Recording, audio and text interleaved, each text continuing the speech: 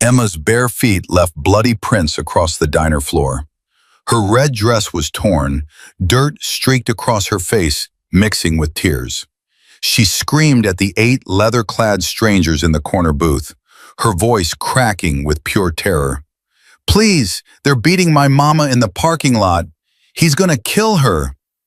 The Iron Ghost Motorcycle Club looked up from their pancakes. What happened next would make headlines across 3 states and transform this small Montana town forever. But Emma's scream wasn't random. Her mother had been running from a monster for 6 months. Before I tell you how these bikers became unlikely heroes, please subscribe to our channel and hit that notification bell. Stay with me until the end of this story. You won't believe where it goes. And comment below with your city so I can see how far Emma's courage has traveled across the world. 6 months earlier, Rachel Thompson had made the hardest decision of her life. She'd waited until Kyle Morrison left for his Saturday golf game, then threw 2 suitcases in her Honda Civic, one for clothes, one for Emma's stuffed animals and books. She'd withdrawn $3,000 in cash, the maximum that wouldn't trigger bank alerts, and driven away from their Boulder mansion without looking back. "Mama, where are we going?" Emma had asked from the back seat, clutching her favorite teddy bear. "Adventure, baby," Rachel had lied, forcing brightness into her voice. "Just you and me." What she didn't say? They were running for their lives. Kyle Morrison wasn't just any abusive boyfriend. He was the son of Morrison Development Corporation's CEO, a man who owned half of Colorado's commercial real estate. Kyle had connections that reached into police departments, judges' chambers, and private investigation firms. When Rachel had tried to leave him the first time, Kyle had found her within 48 hours. The beating that followed put her in the hospital for a week.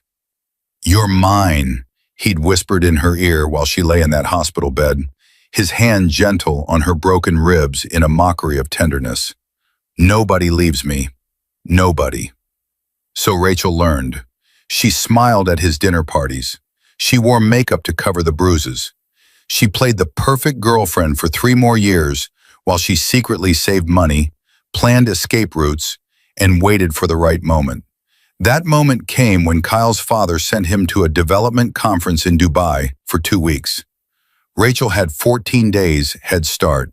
She used 12 of them driving across 4 states, paying cash for everything, sleeping in her car, keeping Emma out of school, becoming a ghost.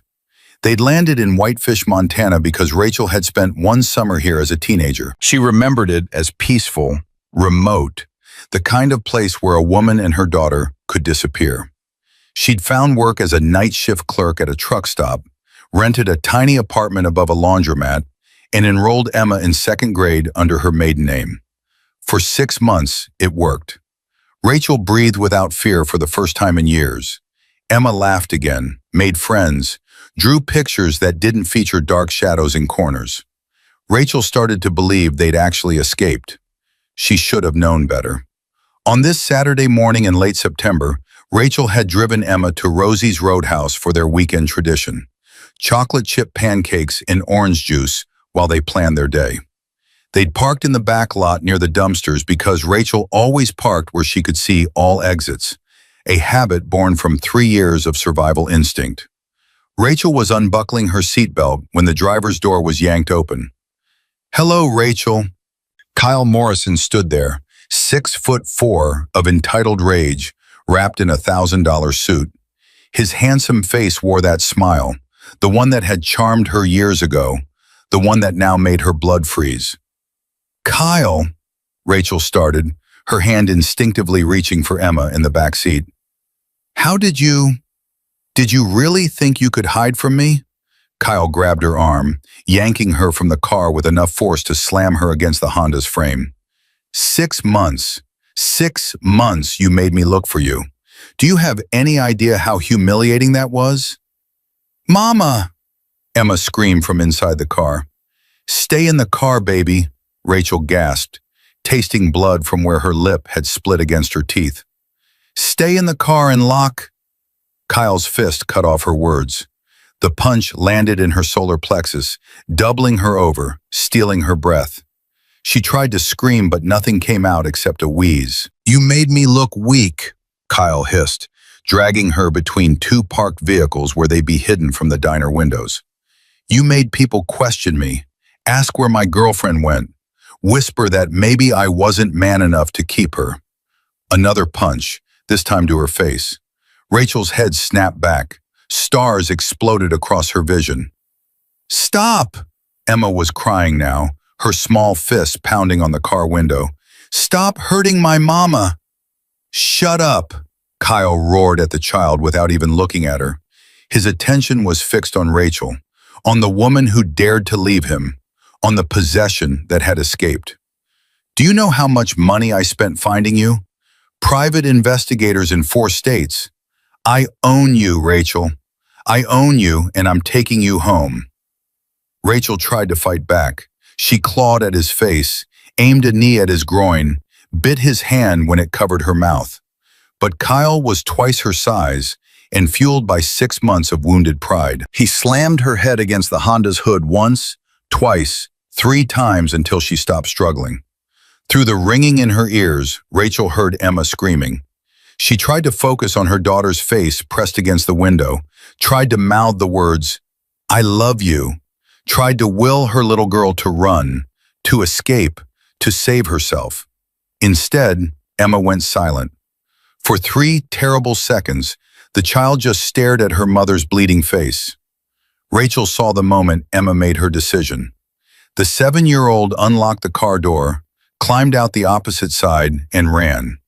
Not away from the violence, toward help. Inside Rosie's Roadhouse, the breakfast crowd was doing what breakfast crowds do on Saturday mornings. Eating, talking, reading newspapers, arguing about football scores. The Iron Ghosts Motorcycle Club occupied their usual corner booth, 8 members who'd been riding together for 15 years. Jake Nomad Carter sat at the head of the table, 45 years old with gray threading through his beard and scars from Kandahar crossing his knuckles. To his left sat Bear, a 300-pound man whose leather vest couldn't hide his gentle nature. To his right, Reaper, whose nickname came from his former job as a mortician, not from any violent tendency. The others, Wheels, Prophet, Shotgun, Ace, and Ghost, completed the brotherhood. They weren't the criminal stereotype people expected. Jake was a Purple Heart recipient who'd served 3 tours before coming home to a country that didn't know what to do with damaged soldiers.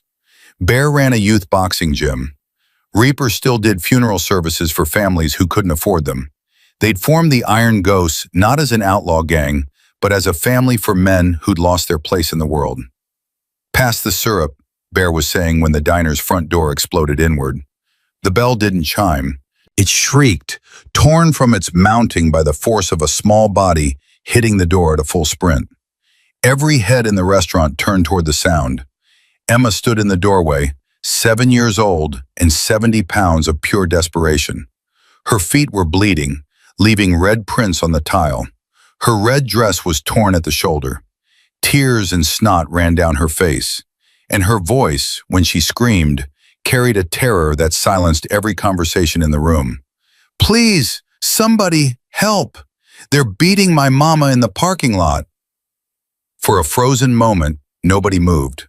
The truckers at the counter stared. The retired couple in the window booth looked shocked. Rosie, the owner, emerged from the kitchen with a dish towel in her hands. Then Emma's eyes locked onto the corner booth, onto 8 men in leather vests with patches that read, "Iron Ghosts MC." She'd heard her mama say once, months ago when they'd first arrived in Whitefish, that bikers sometimes help people. Emma didn't know if that was true, but these were the biggest, scariest looking people in the diner. And scary meant strong, and strong was what her mama needed right now.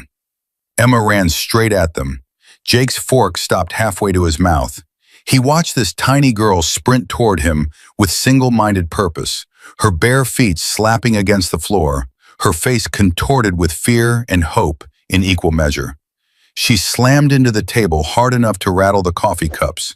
Her small hands grabbed the edge of Jake's vest, yanking on the leather with surprising strength. Please, mister, Emma sobbed, her words tumbling over each other in desperation. Please, you have to help. The bad man found us. He's in the parking lot and he's hurting my mama really bad, and she can't fight back anymore. And I don't know what to do, and please, please, please. Jake looked into Emma's eyes. He saw terror there, yes, but also a kind of courage that broke his heart. This child had watched something horrible, had processed her options in seconds, and had chosen to run toward strangers instead of away from danger. That took a kind of bravery most adults never found. Where? Jake asked, his voice quiet but carrying absolute authority. Where's your mama? Parking lot, Emma gasped, pointing with a shaking hand toward the diner's back exit. Between the cars. The man is really big and mama's not moving anymore, and there's blood and… Jake was already moving. He stood so fast his coffee spilled across the table. Bear, Ghost, you're with me. Reaper, call 911. Rest of you secure the exits in case this asshole runs. The Brotherhood moved as one. Years of riding together, of watching each other's backs, of operating on instinct and trust made them flow like water around obstacles. Within 5 seconds, they were on their feet. Within 10, half of them were heading toward the back door, while the others positioned themselves at strategic points. Show me, Jake said to Emma, his tone gentle despite the urgency. Emma grabbed his hand, her tiny fingers wrapping around 2 of his scarred knuckles, and pulled him toward the back exit. Hurry, please hurry. He said he was going to take her away forever.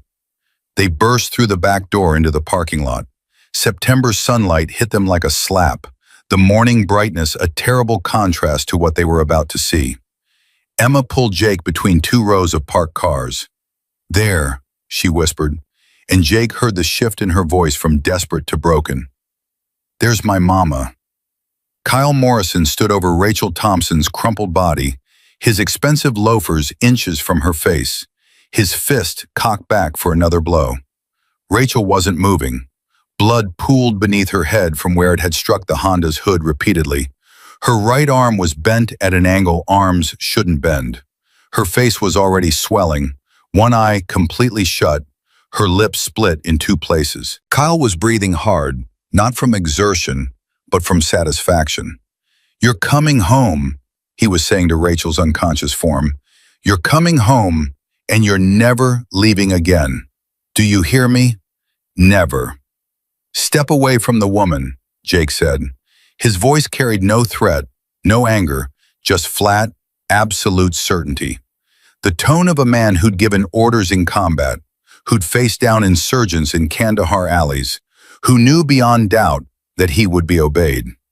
Kyle's head snapped up, his eyes, wild with adrenaline and rage, focused on Jake, then on Bear and Ghost flanking him. 3 bikers in full leather, arms crossed, faces hard as stone. This is none of your business, Kyle snarled, but Jake heard the uncertainty creeping into his voice. This is between me and my girlfriend. Domestic situation. Walk away.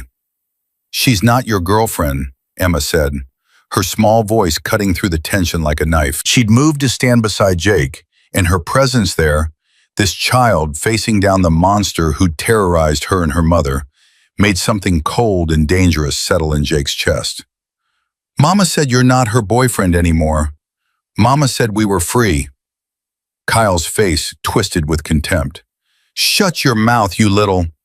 Don't, Jake interrupted, and this time there was an edge to his voice sharp enough to draw blood. Don't even think about finishing that sentence. Bear had moved quietly to check on Rachel. His massive hands, so capable of violence, were gentle as he felt for her pulse. She's alive, he called out, unconscious, breathing shallow, needs an ambulance now. Already on the way, Reaper shouted from the diner's back door. Kyle looked from Jake to Bear to Ghost, calculating odds. He was a big man, 6'4", probably 240, built from expensive gym memberships and personal trainers. But he was 1, and they were 3. And something in their stillness, their absolute calm in the face of violence, told him these weren't men who fought in gyms. Do you know who I am? Kyle switched tactics, pulling out his phone with one hand while the other stayed clenched in a fist. My father owns half this county. I'll have you arrested for assault, for interfering, for what? Jake asked. We haven't touched you yet. That last word hung in the air like a blade. Kyle's fingers tightened on his phone. I'll call the police. I'll tell them you attacked me. 3 bikers assaulting an innocent man trying to retrieve his property. Property? Ghost spoke for the first time, his voice low and dangerous. Did you just call that woman property?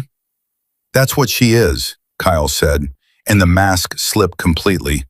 The handsome face twisted into something ugly, something that had always been there beneath the expensive suits and country club membership. I paid for her. For 3 years, I put a roof over her head, food in her mouth, clothes on her back. She owes me. She belongs to me. Jake had seen a lot of evil in his life. He'd seen it in the eyes of Taliban fighters who thought God justified their cruelty.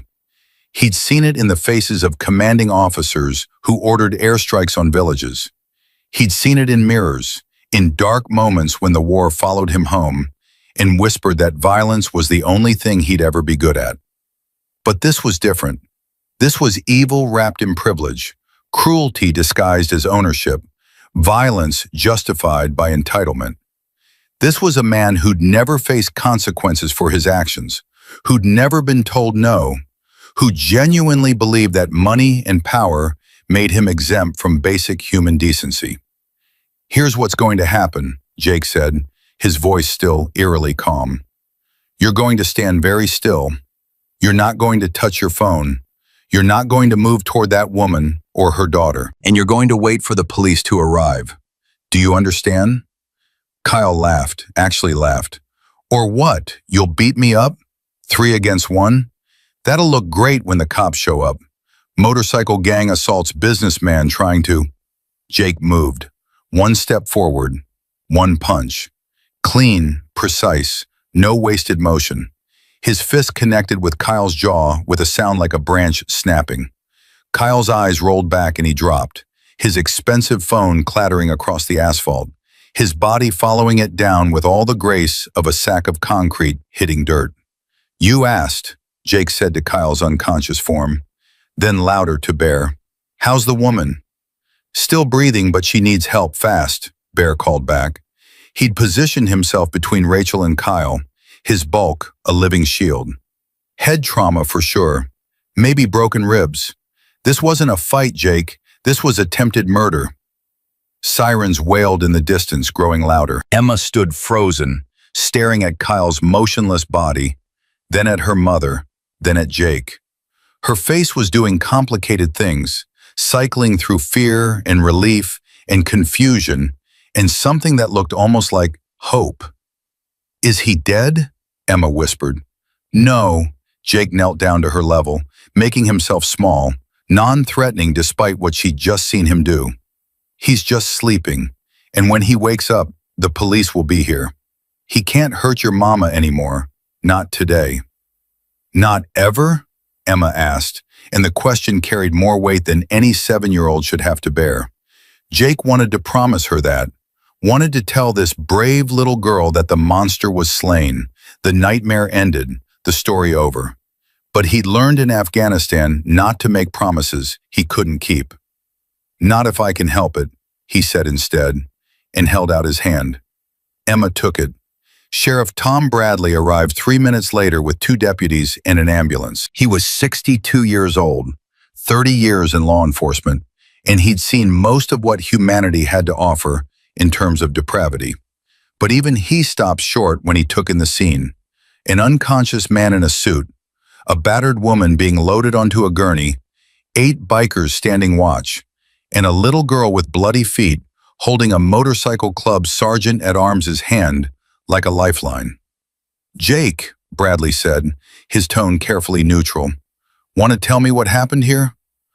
Little girl came running into Rosie's screaming for help, Jake replied, his voice steady. Said someone was beating her mama in the parking lot. We came out, found this man. He gestured at Kyle, who was starting to groan and stir. standing over that woman. She was unconscious. He was about to hit her again. And he ended up unconscious because he fell, Ghost said helpfully. Fell, Bradley repeated, his expression suggesting he knew exactly how much force had helped Kyle's fall. Uh-huh. Ask the kid, Bear suggested, jerking his chin toward Emma. She saw the whole thing. Bradley looked at Emma, and his weathered face softened. He'd been a cop for 3 decades, and he'd developed a sense for truth that rarely failed him. He could see the fear in Emma's eyes, yes, but also something else. Relief. Safety. The look of a child who'd been drowning and finally found solid ground. Honey, Bradley said gently, crouching down to Emma's level. Can you tell me what happened? Emma looked up at Jake as if asking permission. Jake nodded. Truth, kid. Always tell the truth. Emma turned back to the sheriff. Her voice was small but steady. The bad man hurt my mama. He punched her lots of times and her head hit the car and she stopped moving. I got scared, so I ran to get help. The bikers came and told him to stop, but he wouldn't, and he said Mama was his property, and then the biker made him go to sleep so he couldn't hurt Mama anymore. The bad man, Bradley repeated, glancing at Kyle, who was now sitting up and holding his jaw. You know this man? That's Kyle, Emma said, and even his name seemed to taste bitter in her mouth. He's why we had to run away. He hurt Mama before. Lots of times. We drove really far to get away, but he found us anyway. Kyle chose that moment to start talking. That's my girlfriend and her daughter. We had a disagreement. These bikers assaulted me when I was trying to resolve a domestic situation. I want them arrested for assault, for... Shut up, Bradley said flatly. Kyle blinked. Excuse me? I said shut up. You can talk to my deputies, give your statement, but right now I'm talking to this little girl, and you're going to be quiet. Bradley turned back to Emma. Honey, how long has this man been hurting your mama? Forever, Emma whispered. Since before I can remember. Mama tried to leave before, but he always found us. This time we drove for days and days, and Mama thought we were safe, but... She trailed off, looking at the ambulance where paramedics were working on Rachel. Is Mama gonna be okay? Paramedics are taking good care of her, Bradley said, but Jake could hear the concern in his voice. The woman looked bad, really bad. One of the paramedics, a woman named Sarah, who Jake knew from club charity runs, came over. Sheriff, we need to transport now. She's got serious head trauma, possible internal bleeding, broken bones. She needs a hospital. Can I go with her? Emma asked, panic rising in her voice. Please, I can't leave Mama alone. What if she wakes up and I'm not there? What if... You can ride with me in the ambulance, Sarah said quickly. Come on, sweetie. Emma started toward the ambulance, then stopped. She turned back to Jake, this tiny girl with blood on her feet and tears drying on her cheeks. You promise you'll help? You promise he won't hurt Mama again? Jake met her eyes. He thought about all the promises that had been broken in his life, all the times he'd been let down by systems and institutions that were supposed to protect people. He thought about coming home from Afghanistan with medals and scars and no purpose, about finding the brotherhood that had given his life meaning again, about the club's code. Protect the innocent, especially kids.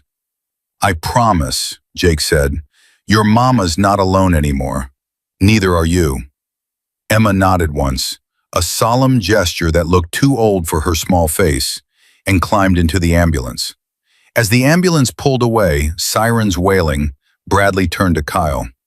Kyle Morrison. Well, heard your name before. Rich family. Daddy's got connections. That about right? Kyle was on his feet now, brushing dirt from his expensive suit. His jaw was already bruising, but his eyes held a confident gleam that made Jake's fists clench. That's right, Sheriff. And my father will hear about this, about how I was assaulted by a motorcycle gang while trying to retrieve my girlfriend. Here's what I see, Bradley interrupted. I see a man standing over an unconscious woman in a parking lot. I see witnesses who say they saw you beating her. I see a terrified child covered in her mother's blood. And I see you, with not a mark on you except where someone apparently stopped you. You can't possibly.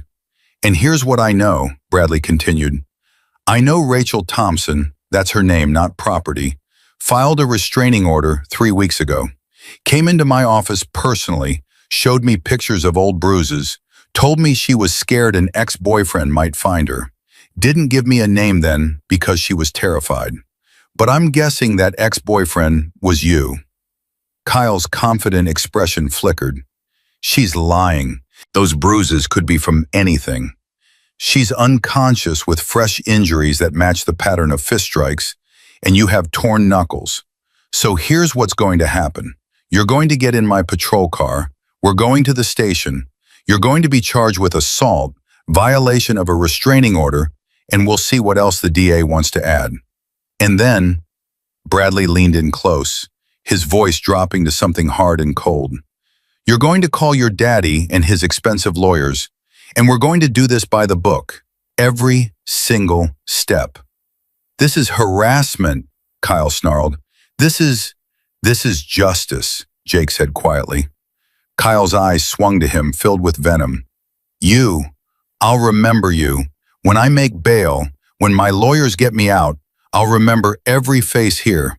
You think you can touch me? You think you can put your hands on Kyle Morrison and walk away? I'll destroy you. I'll destroy all of you. Keep talking, Bradley said, pulling out handcuffs. Threatening witnesses. That's another charge. As Bradley cuffed Kyle and led him toward the patrol car, Kyle kept talking. This isn't over. You hear me? This isn't over. I'll find her again. I'll take her home where she belongs. Nobody takes what's mine. Nobody. The patrol car door slammed shut, cutting off his threats. Bradley walked back to where Jake and the others stood. He looked tired, like a man who'd seen this scene play out too many times with too few happy endings. Off the record, Bradley said, that woman and her kid are in serious danger. Morrison family has money and connections. If his lawyers are half as good as his daddy's reputation suggests, he'll make bail within 24 hours. And men like that don't learn. They escalate. What are you saying, Sheriff? Jake asked. I'm saying that restraining orders are pieces of paper. I'm saying that the system doesn't always protect the people who need protecting. Bradley met Jake's eyes. I'm saying that sometimes good people have to stand in the gap. We're not vigilantes, Jake said carefully. Didn't say you were. I'm saying that woman and her daughter need friends. They need a community that gives a damn. They need people who'll answer when she calls for help. Bradley glanced toward the diner, where Rosie and her staff had gathered near the windows, watching. Looks like maybe they found some. Bradley got in his patrol car and drove away, Kyle's rage-filled face visible through the back window. The parking lot fell quiet. 8 bikers stood in a loose circle, processing what had just happened, what they'd just become part of. Well, Bear said finally, guess we're not just having breakfast anymore. Guess not, Jake agreed. He looked down at his hand, at the knuckles already starting to swell from the single punch that had dropped Kyle Morrison. He thought about Emma's desperate plea, about Rachel's battered face, about Kyle's entitled threats. He thought about the promise he'd made to a 7-year-old girl with blood on her feet and fear in her eyes. Inside the diner, through the window, Jake could see Rosie gathering her staff, already organizing something. He knew that look. It was the look of a community deciding to care, to help, to stand together. Jake pulled out his phone and called the club president, a Vietnam vet named Bull, who lived 2 towns over. Yeah, Bull answered. We got a situation, Jake said. Need to call an emergency club meeting. Tonight. What kind of situation? Jake looked at the blood on the asphalt, at the space where Rachel had lain unconscious, at the diner where a little girl had run crying for help and found it. The kind where we decide what brotherhood really means, Jake said. The hospital waiting room smelled like antiseptic and bad coffee. Jake sat in a plastic chair that was too small for his frame, his leather vest creaking every time he shifted. Bear paced near the vending machines. Ghost stood by the window, arms crossed, watching the parking lot like he expected trouble to roll in at any moment. They'd been there for 2 hours. Emma was somewhere beyond those double doors with her mother. The rest of the club had dispersed to handle logistics. Reaper was pulling together medical contacts. Wheels was checking on Rachel's apartment to secure her belongings. Shotgun was doing what Shotgun did best, gathering intelligence on Kyle Morrison and his family. Jake's phone buzzed. Bull, the club president. "Talk to me," Bull said without preamble. "Woman's in surgery, subdural hematoma, 3 broken ribs, fractured cheekbone, internal bleeding. Kid's unhurt physically but traumatized as hell." Jake kept his voice low. "Guy who did it is Kyle Morrison. Ring any bells?" The pause on Bull's end told Jake everything. "Morrison Development Corporation?" "That's the one. Daddy's James Morrison. Owns half the commercial real estate in Colorado. Has political connections that reach into judges' offices and police departments. Son's got a history of violence we're still uncovering." "Christ," Bull muttered, "and we just punched him in the face. He was standing over an unconscious woman about to kill her. What would you have done?" "Same damn thing. But Jake, if this family has the kind of reach you're saying..." "I know, which is why I'm calling an emergency meeting. Tonight. We need to decide as a club what we're doing here. This isn't just about one rescue. This is about whether we're willing to stand between a powerful man and the woman he's hunting. You already made that choice when you hit him." "I made my choice. Now the club needs to make theirs." Bull was quiet for a moment. Jake could hear him thinking, weighing consequences, calculating risks. Finally, 7 o'clock, clubhouse. "I'll make the calls." "Thanks, Bull." "Jake, that little girl, she okay?" Jake thought about Emma's bloody feet, her desperate grip on his vest, her small voice asking if the bad man was dead. "No, but maybe we can help with that." He hung up just as the double doors swung open. A doctor emerged, still in surgical scrubs, pulling off her mask. She was young, maybe 35, with dark circles under her eyes that spoke of a long shift. "Family of Rachel Thompson?" she called. Jake stood. "We're the closest thing right now. How is she?"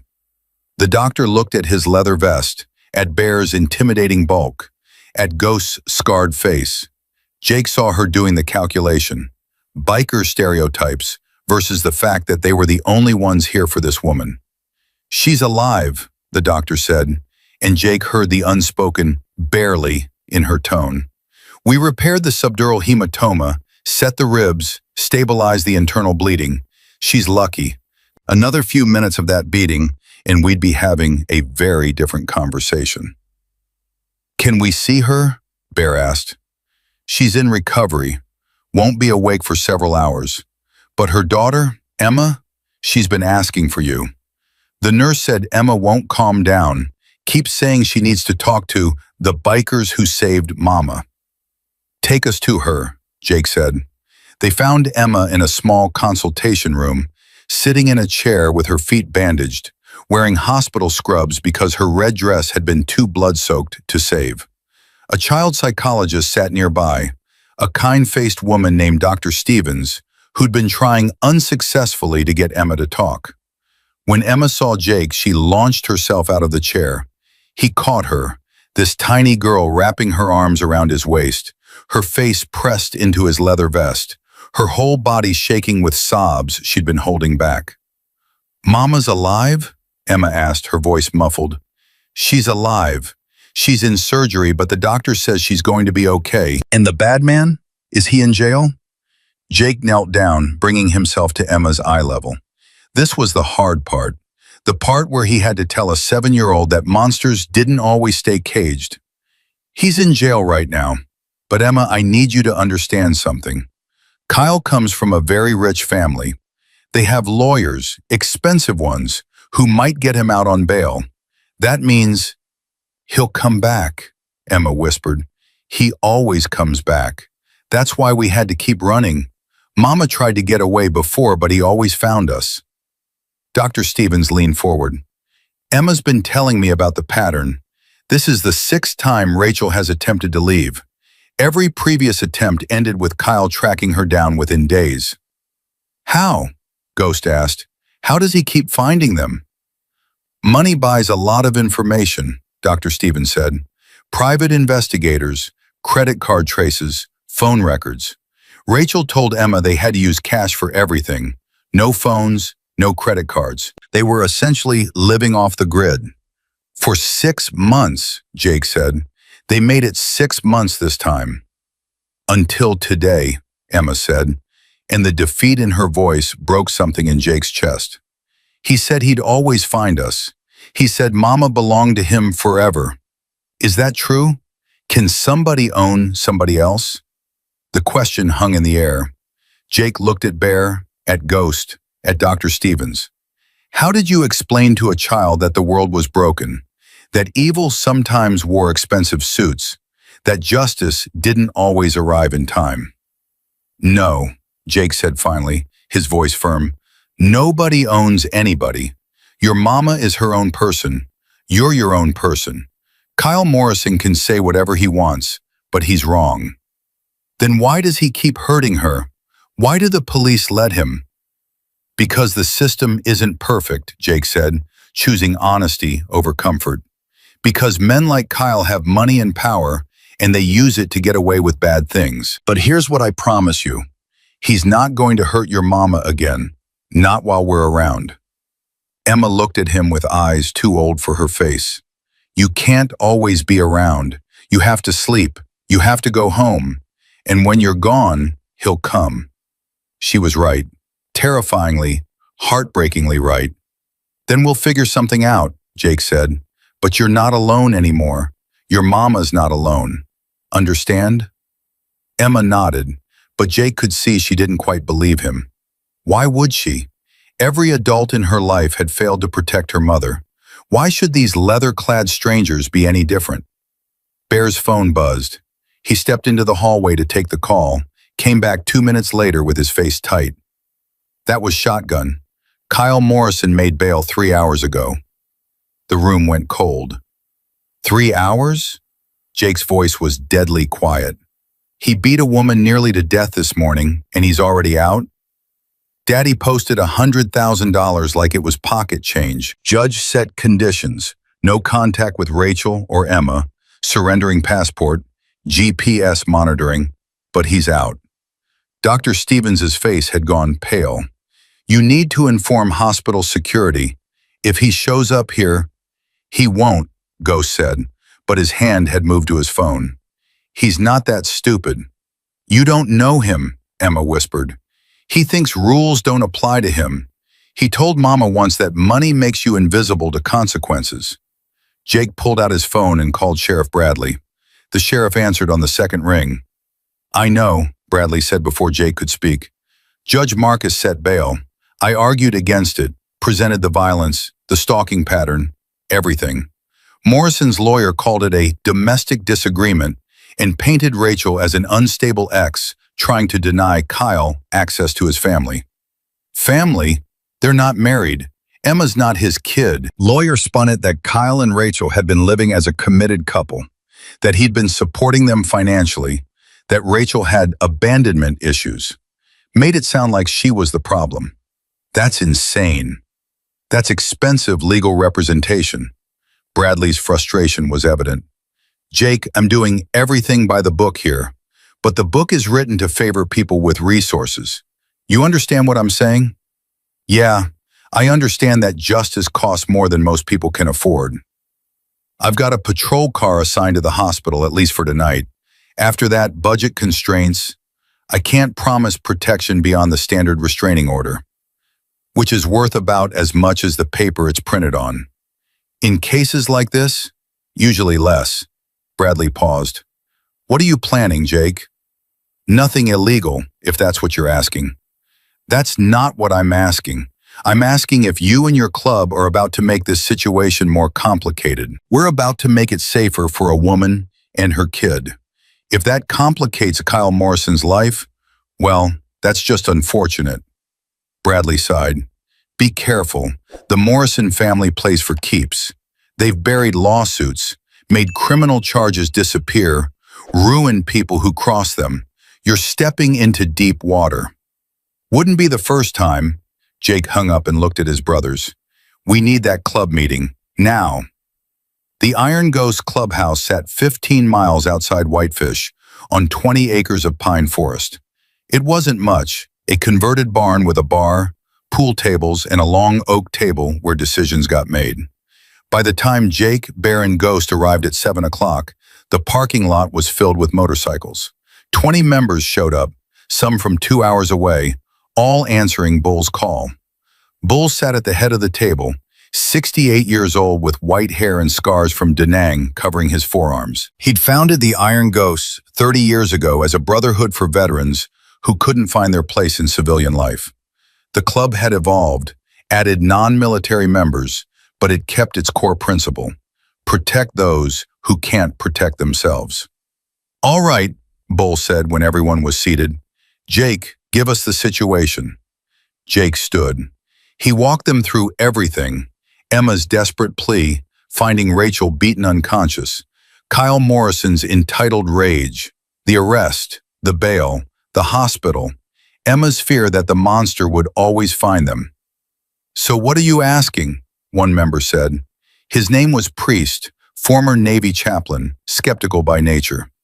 Are we talking about providing short-term protection until she gets relocated? Or are we talking about something more? I'm talking about whatever it takes to keep Rachel and Emma safe, Jake said. Could be short-term, could be long-term, could be we help her get to a shelter in another state, set her up with a new identity. Could be we establish a protection network here so she doesn't have to run anymore. We're not bodyguards, Priest objected. We've got jobs, families, lives. How many of us can commit to 24/7 protection detail? We rotate shifts, Bear suggested. Cover the hospital while she's recovering, then her apartment when she's released. We've got enough members to maintain coverage. For how long? Another member asked. A week? A month? Morrison's not going to stop. You said yourself he's tracked her down 6 times.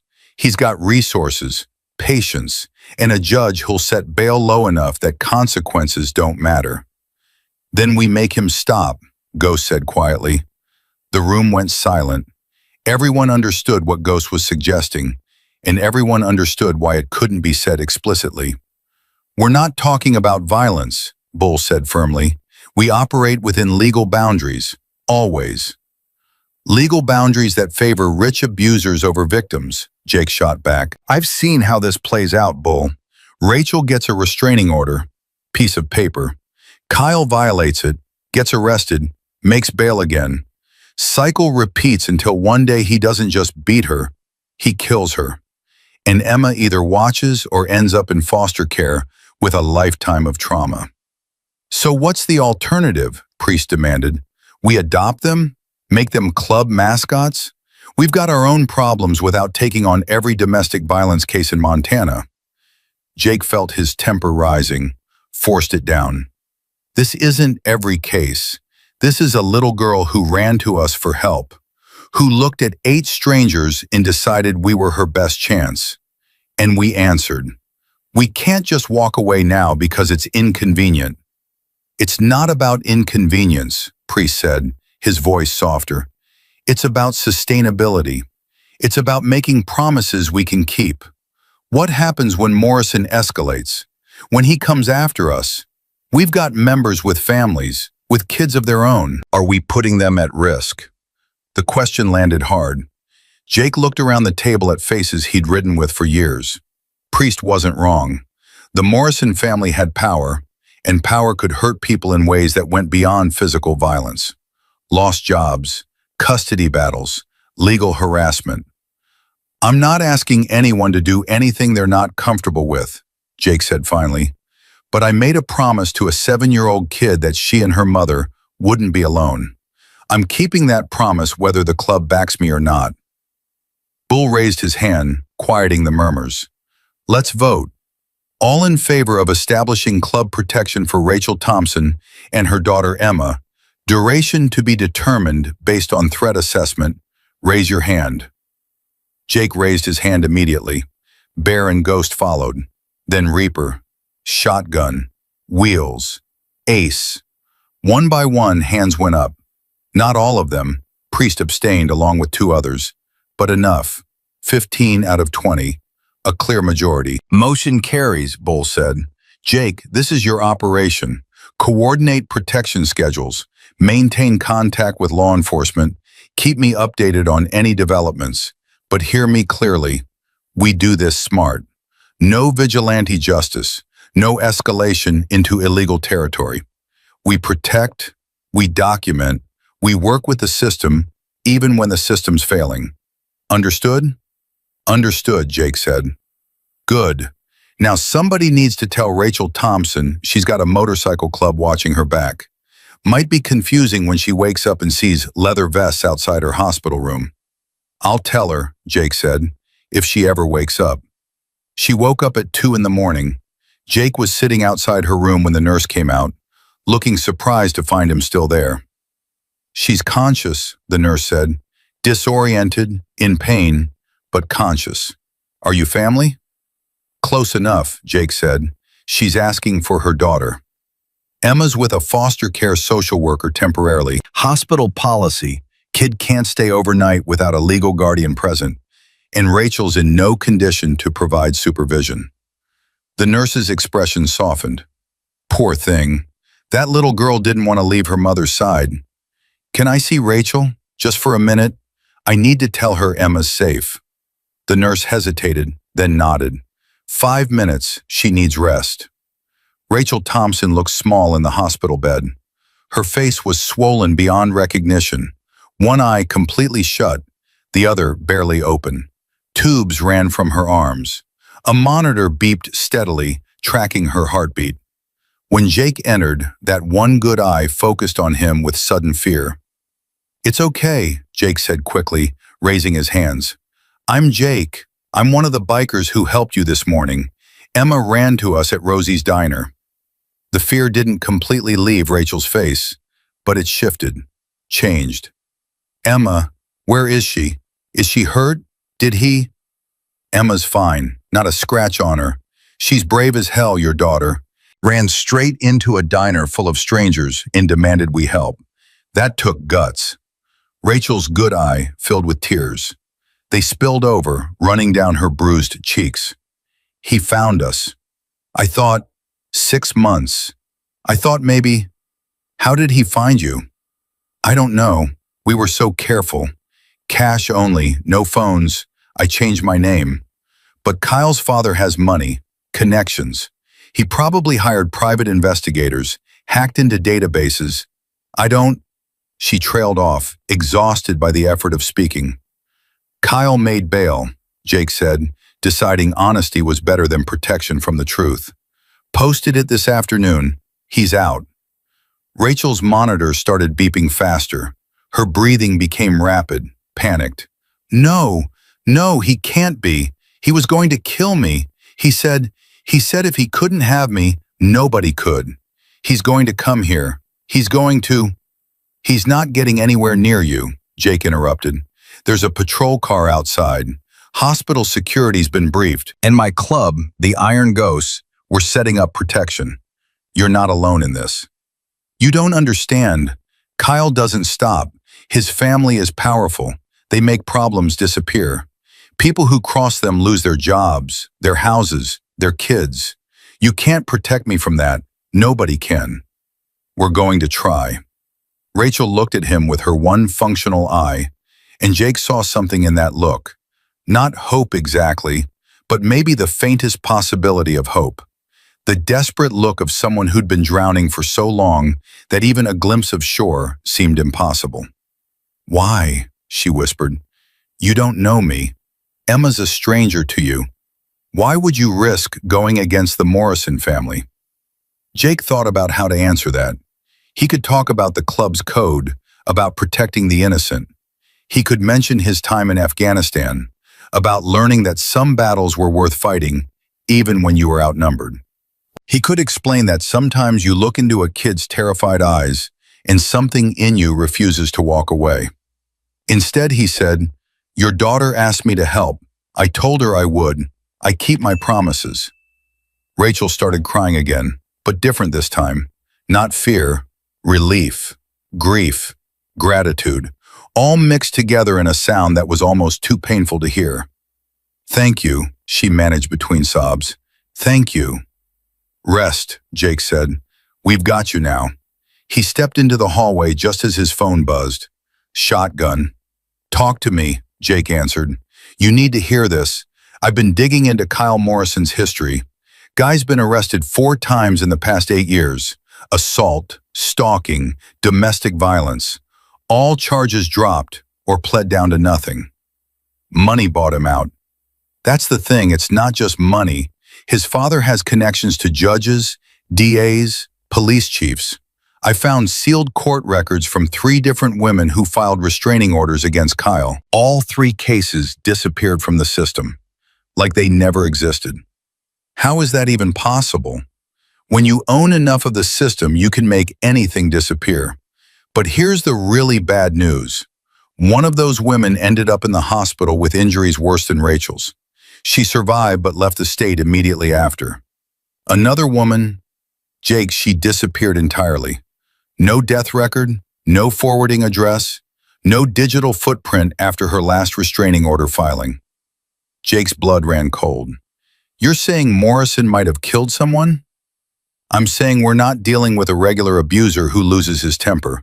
This is calculated, systematic, enabled by family power. And Rachel's not the first victim. She's just the first one who had someone willing to fight back. Has anyone told Sheriff Bradley? Can't. These are sealed records I access through, let's call them unofficial channels. Can't present evidence I'm not supposed to have. Jake closed his eyes, leaning against the hospital wall. They weren't just protecting Rachel from an abusive ex-boyfriend. They were taking on a family with the power to erase people, to manipulate the legal system, to make consequences disappear. Keep digging, Jake said. Find anything usable, anything that can put Kyle away without revealing your sources. Already on it, but Jake, watch your back. The Morrisons don't just attack victims, they go after anyone who helps them. Jake hung up and looked through the window into Rachel's room. She'd fallen asleep, her bruised face finally relaxed, monitors beeping steadily. Down the hall, he could see Bear standing watch, a mountain of leather and muscle, making sure nobody unauthorized came anywhere near. His phone buzzed again. Unknown number. He almost didn't answer. Hello? Jake Carter. The voice was male, smooth, educated, dangerous. My name is James Morrison. I believe you assaulted my son this morning. Jake's hand tightened on the phone. Your son was beating a woman to death. I stopped him. My son was retrieving his girlfriend, who'd stolen money and run away with his stepdaughter. You interfered in a family matter. Emma's not his daughter. Rachel's not his property. And from what I hear, your family specializes in making violent crimes disappear. A pause. Then James Morrison's voice came back colder. I've been very patient with Rachel's instability, but you and your motorcycle friends have complicated things. I'm calling to offer you an opportunity to step back, apologize for the assault, and let my family handle our private business. That's not going to happen. Then let me be clear about what will happen. I know everything about you, Mr. Carter. Dishonorable discharge from the Army. Not quite as heroic as you tell people, is it? Failed marriage, substance abuse issues after Afghanistan, 3DU. Is that somehow got reduced to reckless driving? You're one bad decision away from losing everything. You don't scare me. I'm not trying to scare you. I'm trying to educate you about reality. My family has relationships with every judge in this county, half the state legislature, and 3 federal prosecutors. We've crushed people with more resources than your little motorcycle club. So here's what's going to happen. You're going to stay away from Rachel and her daughter. My son is going to bring them home where they belong, and you're going to forget this morning ever happened. Or what? Or I'll destroy you, your club, everyone you care about. I'll start with having your nonprofit status revoked. Yes, I know about your veteran outreach programs. Then I'll have code enforcement visit your clubhouse, OSHA inspect your businesses, IRS audit your members. I'll file restraining orders painting you as a stalker. I'll leak your military records to the media, the parts you've worked very hard to keep buried. And when I'm done, the Iron Ghost won't exist anymore, except as a cautionary tale. Jake felt rage building in his chest, hot and familiar. The same rage that had gotten him in trouble in Afghanistan, that had destroyed his marriage, that he'd spent 15 years learning to control. "You done?" Jake asked quietly. "I'm giving you one chance to walk away. Then hear me clearly. Your son is a monster. Your family enables his violence.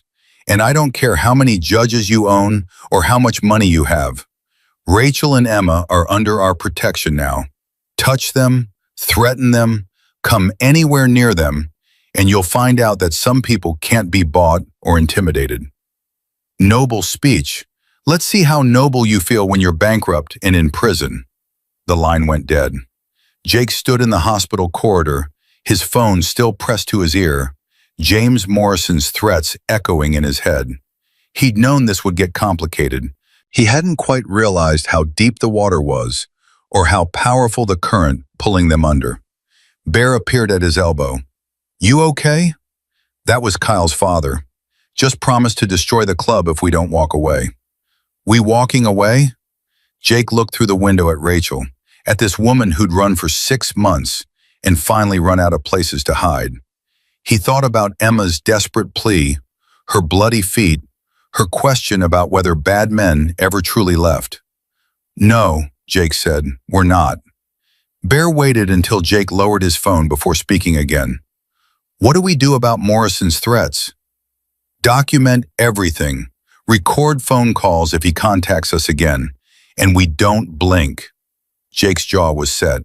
He's counting on us being scared of his money and power. We show him that doesn't work on us.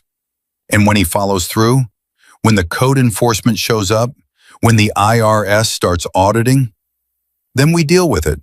But we don't abandon Rachel and Emma. Not now, not ever. The first pressure came within 24 hours. Reaper's funeral home received a visit from the health department, citing violations that had never existed before. Wheels got a call from his employer asking pointed questions about his motorcycle club affiliations. Shotgun's landlord suddenly wanted to renegotiate his lease with triple the rent. "They're making good on the threats," Reaper said during an emergency phone conference that evening. "Morrison's people are targeting us individually." "Can you handle it?" Jake asked. "Health department violations are bogus. I'll fight them, but it's going to cost legal fees I wasn't planning on." "Same here," Wheels said. "My boss got a call from someone claiming I was using company equipment for illegal purposes.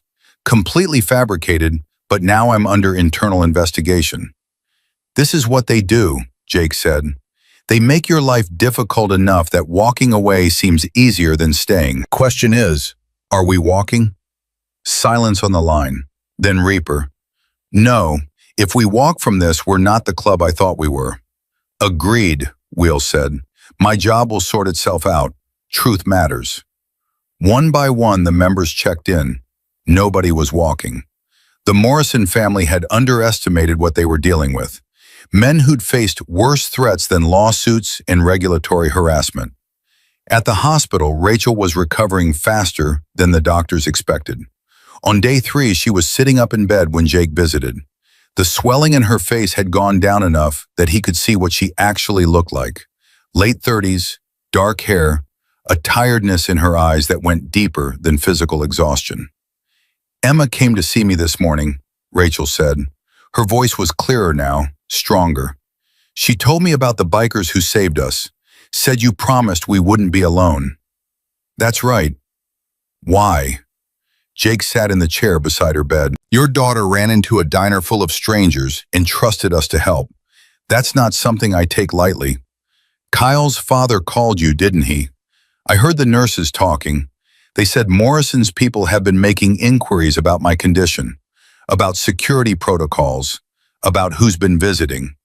He called, made threats, promised to destroy the club if we didn't back off." Rachel's good eye. Both were functional now, though one was still badly bruised, filled with fear. Then you should walk away. I'm not worth destroying your lives over. Emma and I will figure something out. We always do. By running again? Changing names again? Waiting for Kyle to find you again? Jake leaned forward. Rachel, how many times has this cycle repeated? She looked away. 6 times. He found me 6 times. What happened those other times? The first time, I went to the police, filed a report. They talked to Kyle. He denied everything. His lawyer made me look unstable. Nothing happened. The second time, I got a restraining order. Kyle violated it within a week. He showed up at my work, told my boss I was mentally ill, got me fired. I moved towns. He found me in 3 days. And the third time, Rachel's hands twisted in the hospital blanket. I ran farther, different state, changed my hair, my name, worked under the table, paid cash for everything. He found me in 6 weeks, showed up at Emma's school, told the principal he was her stepfather, that I'd kidnapped her. They almost called child services before I could prove he was lying. Jesus. The fourth time, I fought back. I had a friend who taught me self-defense. When Kyle came for me, I broke his nose. He pressed charges for assault. His lawyers painted me as violent and unhinged. I ended up with a criminal record, and he walked free. Jake felt rage building in his chest, the same rage that had been simmering since he'd seen Rachel's beaten body in that parking lot. And the fifth time, I tried to disappear completely. No job, no apartment, lived in my car with Emma for 3 months. We bathed in gas station bathrooms, ate from food banks. Kyle still found us. I don't know how. He just did. So you ran to Montana. I thought maybe this time, 6 months. That was longer than I'd ever made it before. I started to believe we were actually safe. Her voice broke. I let Emma start school. I got a real job. I stopped looking over my shoulder every second. And that's when he found us. It's not your fault. Isn't it? I chose him. Years ago, I thought Kyle was charming, successful, everything I wanted. By the time I saw what he really was, I was already trapped. He trapped you. There's a difference. Jake paused. Rachel, has Kyle ever hurt Emma? No, never physically, but she's seen everything. Heard everything. She's grown up watching her mother get beaten and being powerless to stop it. That's its own kind of damage. As if summoned by her name, Emma appeared in the doorway. The foster care worker who'd been supervising her visits stood behind her, but Emma only had eyes for her mother. Mama, Emma said, and Rachel opened her arms. The little girl climbed onto the bed, careful of the IV lines and monitors, and buried her face in Rachel's neck. I'm okay, baby, Rachel murmured. I'm okay. The lady said I have to stay with her until you're better, Emma said, her voice muffled. But I want to stay with you. I don't like being away. What if the bad man comes? He can't come here. There are police watching, and the bikers are here too. Emma lifted her head and looked at Jake. Are you really going to keep us safe? Forever? That question again. The one Jake couldn't quite answer honestly without breaking this child's heart. We're going to do everything we can, he said carefully. But Emma, I need you to be brave for me. Can you do that? I'm tired of being brave. I just want the bad man to go away forever. Me too, kid. Me too. The foster care worker stepped forward. I'm sorry, but visiting hours are almost over. Emma needs to come with me. No, Emma clutched her mother tighter. I want to stay with Mama. I know, sweetie, but the rules. Please, Rachel said, her voice tight. Just 5 more minutes. The worker softened. 5 minutes, that's all I can give you. When they were alone, the worker had stepped into the hallway.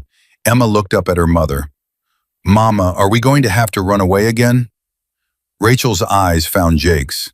He could see the question there, the desperate hope that maybe this time would be different. That maybe these strangers in leather vests could do what the police and the courts and 6 different cities had failed to do. "No, baby," Rachel said finally. "We're not running anymore." "But he always finds us." "Not this time." "How do you know?" "Because this time we have help. Real help." Emma looked at Jake. "You promise?" Jake thought about James Morrison's threats, about Kyle's pattern of violence, about sealed court records and women who'd disappeared. He thought about the odds stacked against them, about power and money and a system designed to protect people like the Morrisons.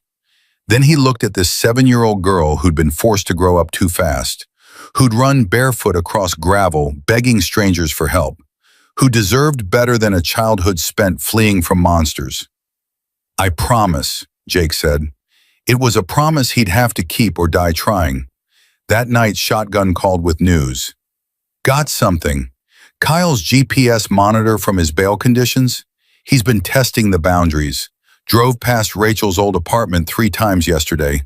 Got within 2 blocks of the hospital this morning before turning around." "He's planning something," Jake said. "That's what I think. He's mapping routes, testing response times, seeing how close he can get before anyone notices. Can we use this to get his bail revoked? Need proof he's violating the restraining order.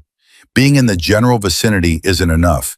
He'd need to actually approach Rachel or Emma or make contact. So we wait for him to make a move? Or we force his hand, make him desperate enough to do something stupid? I don't like using Rachel and Emma as bait. We're not. We're just making sure when he does come, and he will, we're ready." Jake hung up and stared at his phone. They were walking a knife's edge between protection and provocation, between keeping Rachel safe and pushing Kyle into an action that would finally put him away for good. 3 days later, the knife fell. Jake was on night watch outside Rachel's hospital room when Bear called. "We've got movement. Kyle's GPS monitor shows him heading toward the hospital. He's 10 minutes out. Call Sheriff Bradley. Get patrol units here now." "Already done. They're 5 minutes behind Kyle." Jake stepped into Rachel's room. She was asleep, finally resting without nightmares. He hated to wake her, but she needed to know. "Rachel," he touched her shoulder gently. "Rachel, wake up." Her eyes snapped open, immediately alert. Years of surviving abuse had trained her to wake fast. "What's wrong?" "Kyle's coming. He's on his way here. Police are coming too, but he's got a head start." Rachel sat up, her hands already shaking. "Emma, where's Emma?" "Still with the Foster family. She's safe." "He doesn't want me. He wants her. He always said Emma was proof of his ownership, that a real man controls his family. If he can't have me, he'll take her just to prove he can. He doesn't know where Emma is. He has money, private investigators. He'll find out." Rachel grabbed Jake's arm. "You don't understand. Kyle doesn't think like normal people. To him, Emma is property he's owed. He'll take her and disappear. I'll never see her again." Jake's phone rang. "Shotgun. Change of plans. Kyle's GPS monitor stopped transmitting 2 minutes ago." "What do you mean, stopped?" "I mean, he cut it off. Bail violation, sure, but now we have no idea where he is. Could be heading to the hospital still. Could be heading to Emma," Jake finished. He turned to Bear, who'd entered the room. "Get to the Foster family's house. Now. Take Ghost and Wheels. Protect Emma at all costs." Bear was already moving. Jake called the foster care worker, a woman named Susan Martinez. She answered on the 4th ring, sounding sleepy. "Ms. Martinez, this is Jake Carter with the Iron Ghosts. Is Emma there? Is she safe?" "Of course she's here. She's asleep in the guest room." "Why? What's—" "Lock your doors. Don't open them for anyone. Kyle Morrison has violated his bail conditions, and we believe he might be coming for Emma." He heard her sharp intake of breath. "Oh God, okay, I'm locking everything now.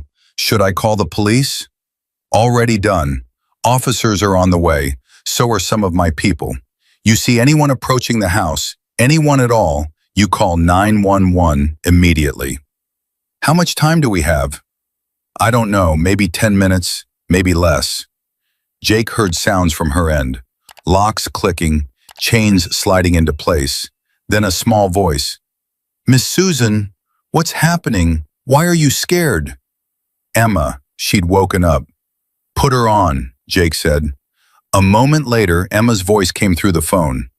"Mr. Jake, is the bad man coming?" "Maybe, kid, but we're not going to let him get to you. Bear and some of the other bikers are on their way. Police too. You're going to be fine." "I'm scared." "I know, being scared is okay. But Emma, I need you to be brave one more time. Can you do that?" "I don't want to be brave anymore. I just want my mama." Jake heard a sound in the background on Emma's end. A car door closing, then another. Susan's voice, sharp with fear. "There's a car in my driveway. A black Mercedes. A man is getting out." Jake's blood turned to ice. "Is it Kyle?" I can't see his face. It's too dark, but..." Another voice, male, muffled through the phone. "Susan Martinez? I'm Kyle Morrison. I believe you have my daughter inside. I'd like to see her." "He's at the door," Susan whispered. "Oh God, he's at the door." "Don't open it," Jake said. "Don't open the door under any circumstances." "Emma's not his daughter," Susan said, her voice stronger now, directed at Kyle through the door. "And there's a restraining order. You need to leave." "I have a court order." Kyle's voice was smooth, reasonable, the voice of an educated man accustomed to getting his way. "My lawyer obtained emergency custody this afternoon. I'm within my legal rights." "That's a lie," Jake said. "Susan, he's lying. There's no court order. He's in violation of bail right now." Susan repeated Jake's words through the door. Kyle's voice changed, lost its reasonableness. "Open this door or I'll break it down. That's my daughter and I'm taking her home." "Police are on the way," Susan said. "I'll be gone before they arrive. You're just a foster parent, Miss Martinez, a temporary guardian. You have no legal authority to keep a father from his child." "Emma's not his child," Jake said into the phone. "Tell him that. Make him say what he really wants."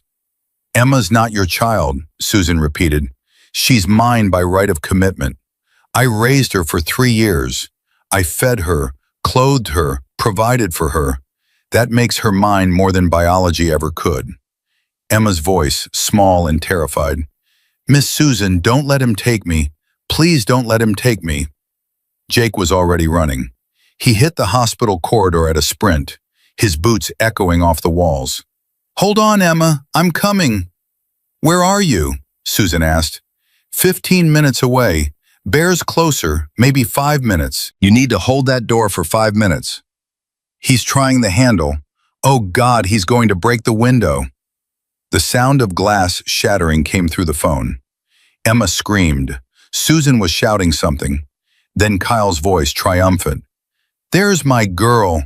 Come to me, Emma. We're going home." "No!" Emma's scream was primal, terrified. "Get away from me! Get away!" "Stop fighting me. You belong with family, not with strangers." The phone clattered, bounced. Jake heard struggling, Emma crying, Susan yelling for Kyle to stop. Then a new sound, motorcycles. Multiple engines roaring to life, tires squealing. Bear's voice, loud and clear. "Step away from the child." "This is a family matter," Kyle said, but Jake heard the uncertainty now. "You have no authority. We've got all the authority we need. It's called being human beings who don't let grown men terrorize children.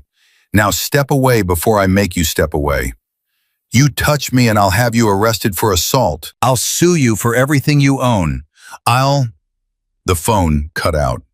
For 10 terrible seconds, Jake heard nothing. Then it reconnected, and Emma's voice filled his ear. "Mr. Jake, the bikers are here. The big one, Bear, he's standing between me and the bad man. The bad man is yelling, but Bear's not moving." "Good. Emma, you stay behind Bear. Don't come out until the police arrive." "The bad man is saying bad words. He's really angry. He's getting back in his car." "Is he leaving?" "No.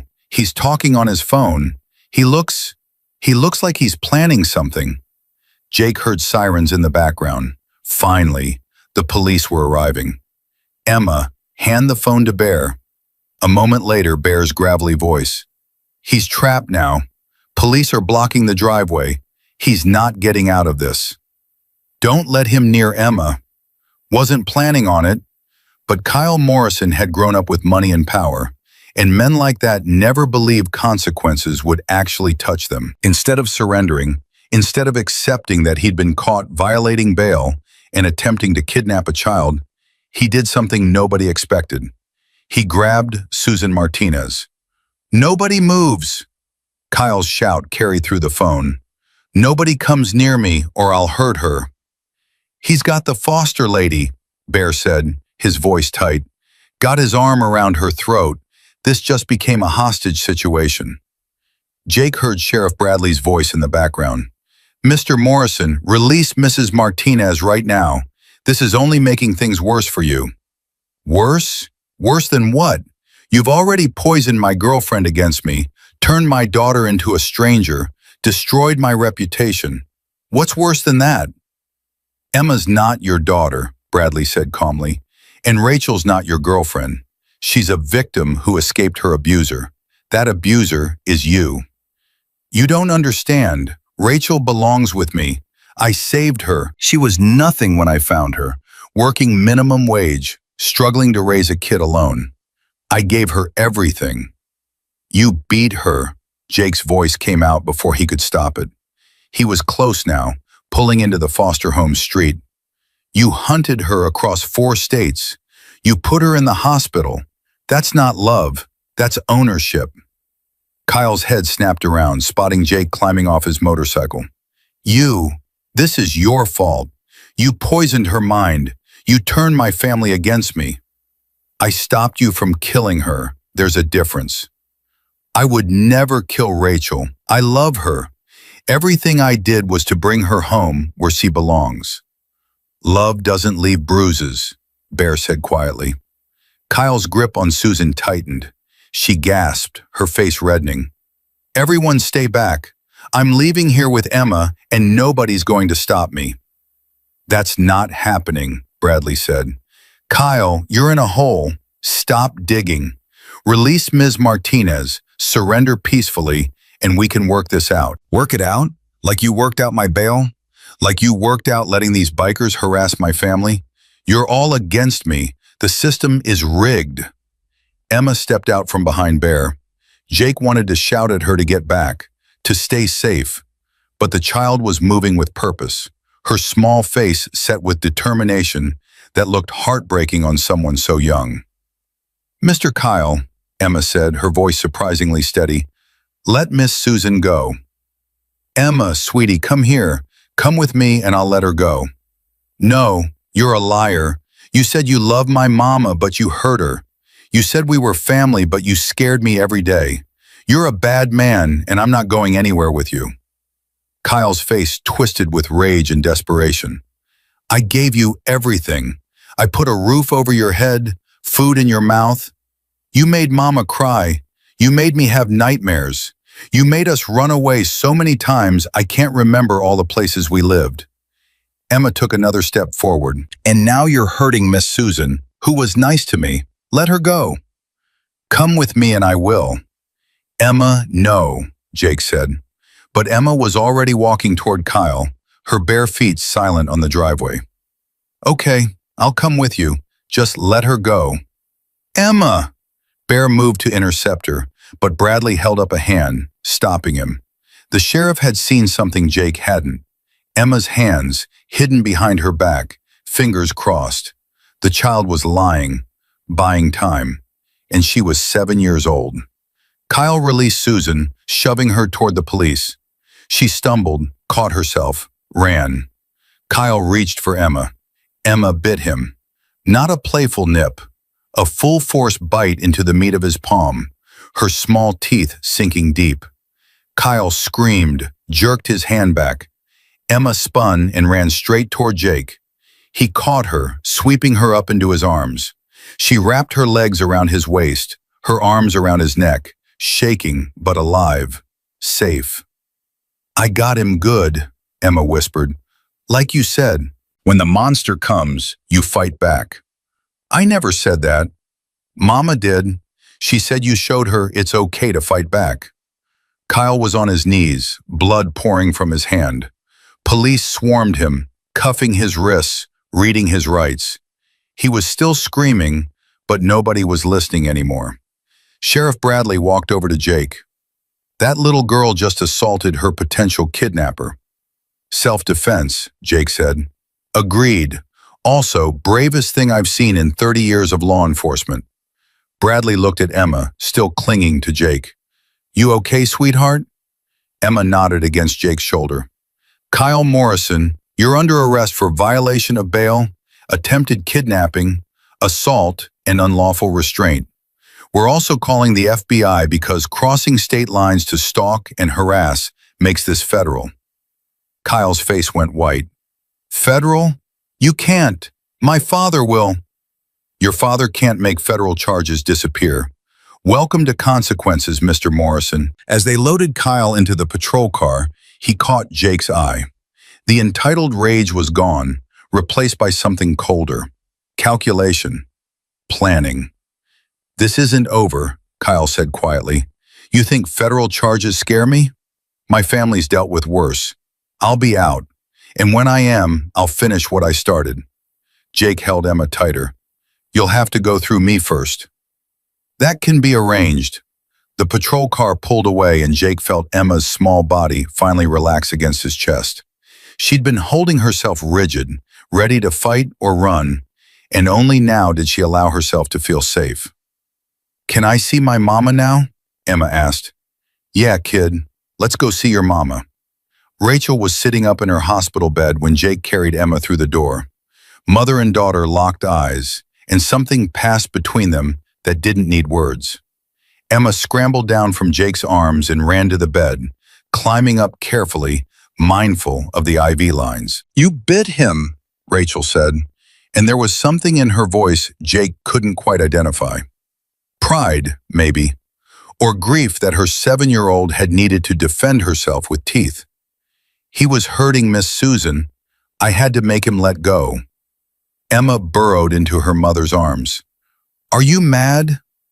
No, baby, I'm not mad. I'm just sorry you had to be that brave. Mr. Jake said it's okay to fight back when the monster comes. Rachel's eyes found Jake's over Emma's head. Did he? Actually, Emma said you told her that. Said I showed you it was okay. Rachel's expression shifted, softened. You did. When you stopped Kyle in that parking lot, when you didn't hesitate, when you chose us over safety, yeah, you showed me it was okay to stop running. A nurse appeared in the doorway. I'm sorry, but we have officers here who need to speak with you, Miss Thompson.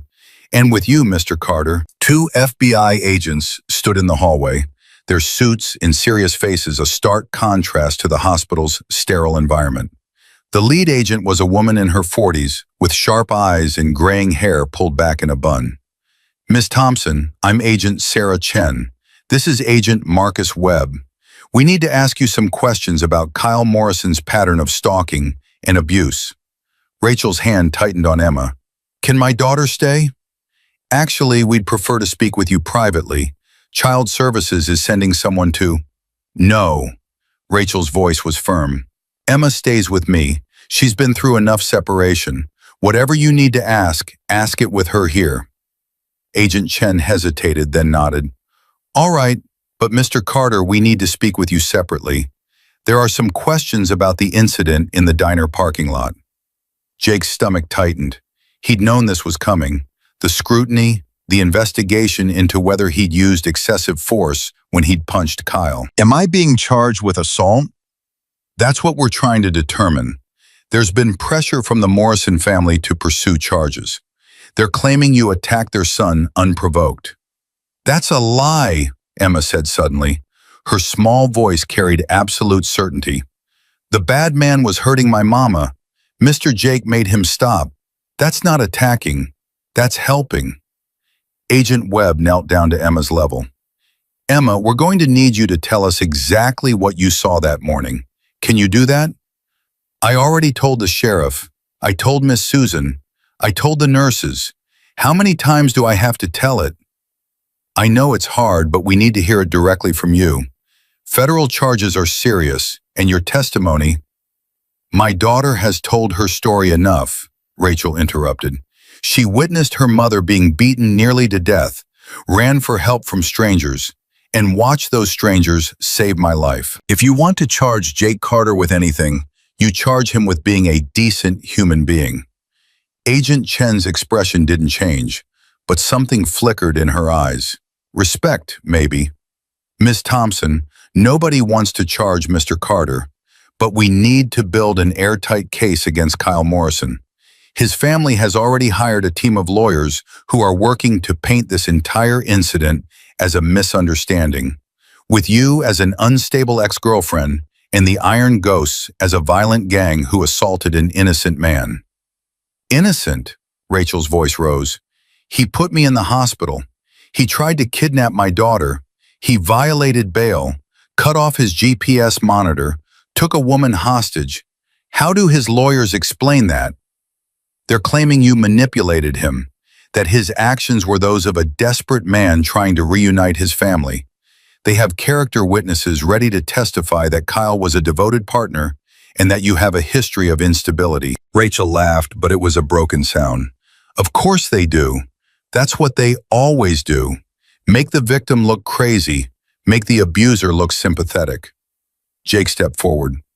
What do you need from us to make sure he doesn't walk? Agent Chen looked at him directly. Everything. Every previous incident, every threat, every time he found Miss Thompson after she ran. We need documentation, witnesses, hospital records. We need to establish a pattern that goes beyond one bad day. I have records, Rachel said quietly. Photos of old bruises, text messages where he threatened me, emails where he tracked my credit card usage. I kept everything, just in case. Where are these records? Hidden in my apartment, in a box in the back of my closet, under the floorboards. Agent Webb was already pulling out his phone. We'll need to retrieve that immediately. If Morrison's people get to your apartment first— Already handled, Jake said. My club secured Rachel's apartment the day of the attack. Nobody's been in or out except us. You removed potential evidence from a crime scene? We secured it. There's a difference. Everything's exactly where Rachel left it. Agent Chen studied Jake for a long moment. You're walking a very fine line here, Mr. Carter. I'm protecting a woman and her daughter. If that crosses some line, I guess I'm okay with that. The Morrison family is powerful. They've made federal cases disappear before. If you're serious about protecting Miss Thompson, you need to let us do our job. Then do it. But understand something. We're not walking away. The club's committed to Rachel and Emma's protection, legal case or not. Agent Webb spoke up. You realize that kind of statement could be interpreted as vigilantism? Interpret it however you want. I'm saying we won't let Kyle Morrison or his family hurt these two again. Period. The agents exchanged glances. Finally, Agent Chen said, We'll need formal statements from both of you, and from the other club members who witnessed the parking lot incident. Can you have them at the federal building tomorrow morning? We'll be there, Jake said. After the agents left, Rachel looked at Jake with something like wonder. You just told the FBI you'd defy them if necessary. I told them the truth. We're not letting Kyle near you. His family will destroy you for this. They've done it before. Let them try. Emma had fallen asleep against her mother's chest, exhausted by the night's terror. Rachel stroked her daughter's hair, her expression distant. I've been thinking, Rachel said softly, about what happens next. Even if Kyle goes to prison, his family is still out there. His father, his connections, his money, they won't stop. We won't either. Jake, you don't understand what you're up against. James Morrison doesn't just ruin people financially, he destroys them completely. I've seen it happen. A journalist who wrote an expose about Morrison Development's shady practices lost his job, his reputation, ended up dying alone in a VA hospital with nobody to claim his body. A former business partner who sued over fraud had his children taken by CPS on fabricated abuse charges that were later dismissed, but by then his family was destroyed. How do you know all this? Kyle told me, bragged about it actually, said his father could make anyone disappear, legally or otherwise, and I should remember that before I thought about leaving. Rachel's voice was hollow. He wasn't exaggerating. Jake's phone buzzed. Shotgun. You need to see this, Shotgun said without preamble. I'm sending you a link. Morrison's lawyers filed an emergency motion an hour ago. Jake opened the link. His blood ran cold as he read. They're suing the club, he said aloud. Civil lawsuit for $10 million, claiming we conspired to assault Kyle, kidnap Emma, and alienate Rachel's affections. Rachel's face went white. 10 million? They're also seeking an injunction barring any club member from coming within 500 feet of Kyle or his family. That includes you and Emma, since their lawyers are claiming you're still Kyle's legal family. That's insane. We were never married. Emma's not his biological daughter. There's no legal basis. There doesn't need to be. The Morrison family judge will grant the injunction, and then we're in violation if we protect you. They're using the legal system as a weapon. Rachel started crying, silent tears running down her face. This is why I kept running. This is why I never fought back, because fighting them is impossible. Emma stirred against her mother's chest. Mama, why are you crying? I'm okay, baby, just tired. Is the bad man's family being mean again? Rachel looked at Jake helplessly. How did you explain systemic corruption to a 7-year-old? Yeah, Jake said, answering for Rachel. They're being mean, but we're meaner. Emma managed a small smile. Promise? Promise. But Jake wasn't sure he could keep this one. Fighting Kyle Morrison was one thing. Fighting his entire family, their legal team, their political connections, their unlimited resources, that was something else entirely. The next morning, Jake and 7 club members sat in the federal building's conference room, giving formal statements. Agent Chen and Agent Webb asked the same questions different ways, clearly looking for inconsistencies in their stories. So you punched Kyle Morrison, Agent Webb said to Jake. One punch, you claim. One punch, he went down. And the others didn't touch him? Didn't need to. One punch was sufficient. Sounds like you're trained in combat. 3 tours in Afghanistan. Yeah, I know how to hit someone. Could you have used less force? Restrained him without violence? Jake leaned back in his chair. Could I have asked nicely while he beat Rachel to death? Could I have reasoned with a man who'd tracked a woman across 4 states? Could I have talked down someone who'd violated every restraining order, every bail condition, every boundary of human decency? He leaned forward.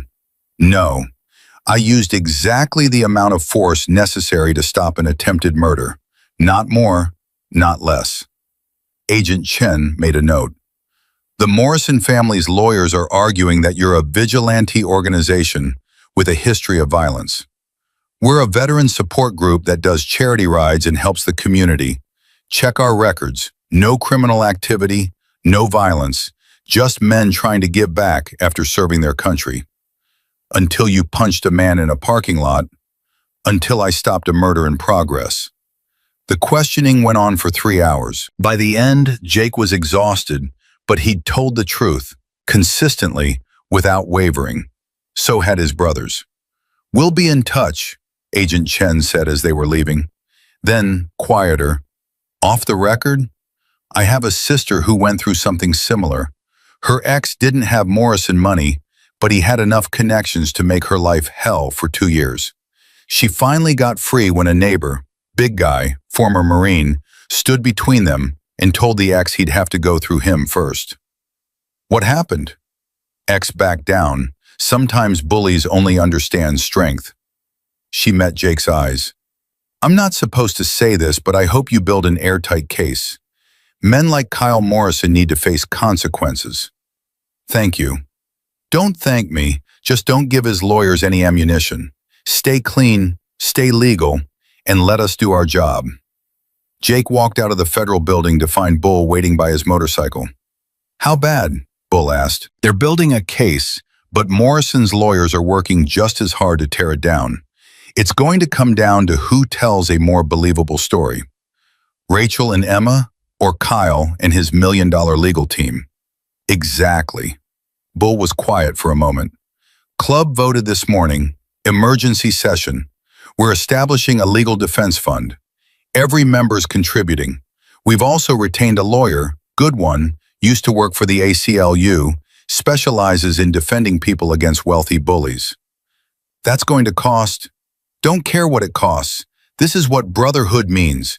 We protect our own, and Rachel and Emma are ours now. Jake felt something in his chest loosen. Thanks, Bull. Don't thank me. Thank the kid who ran into that diner trusting us to help. She made us better than we were. The preliminary hearing happened 2 weeks later. Rachel was out of the hospital by then, staying in a safe house the Iron Ghost had arranged. A small cabin on property owned by one of the members. Isolated, easy to defend. The courtroom was packed. Kyle sat at the defense table in an expensive suit, looking every inch the successful businessman wrongly accused. His father, James Morrison, sat in the front row with a phalanx of lawyers. Rachel sat at the prosecution table, wearing clothes donated by Rosie from the diner. Emma sat beside her, holding her mother's hand. The prosecutor was a young woman named Lisa Park, sharp and determined. She'd told Rachel privately that this was the biggest case of her career, and she wasn't going to lose it. Your Honor, Lisa began, the evidence will show a clear pattern of escalating violence, stalking, and terroristic threats spanning 4 years. Kyle Morrison has beaten Ms. Thompson on at least 15 separate occasions, tracked her across 4 states, violated multiple restraining orders, and finally attempted to murder her in a public parking lot. Kyle's lead attorney, a silver-haired man named Richard Chandler, stood. Your Honor, the defense will show that this is a case of a troubled woman using false allegations to deny a loving partner access to his family. Mr. Morrison's only crime was caring too much.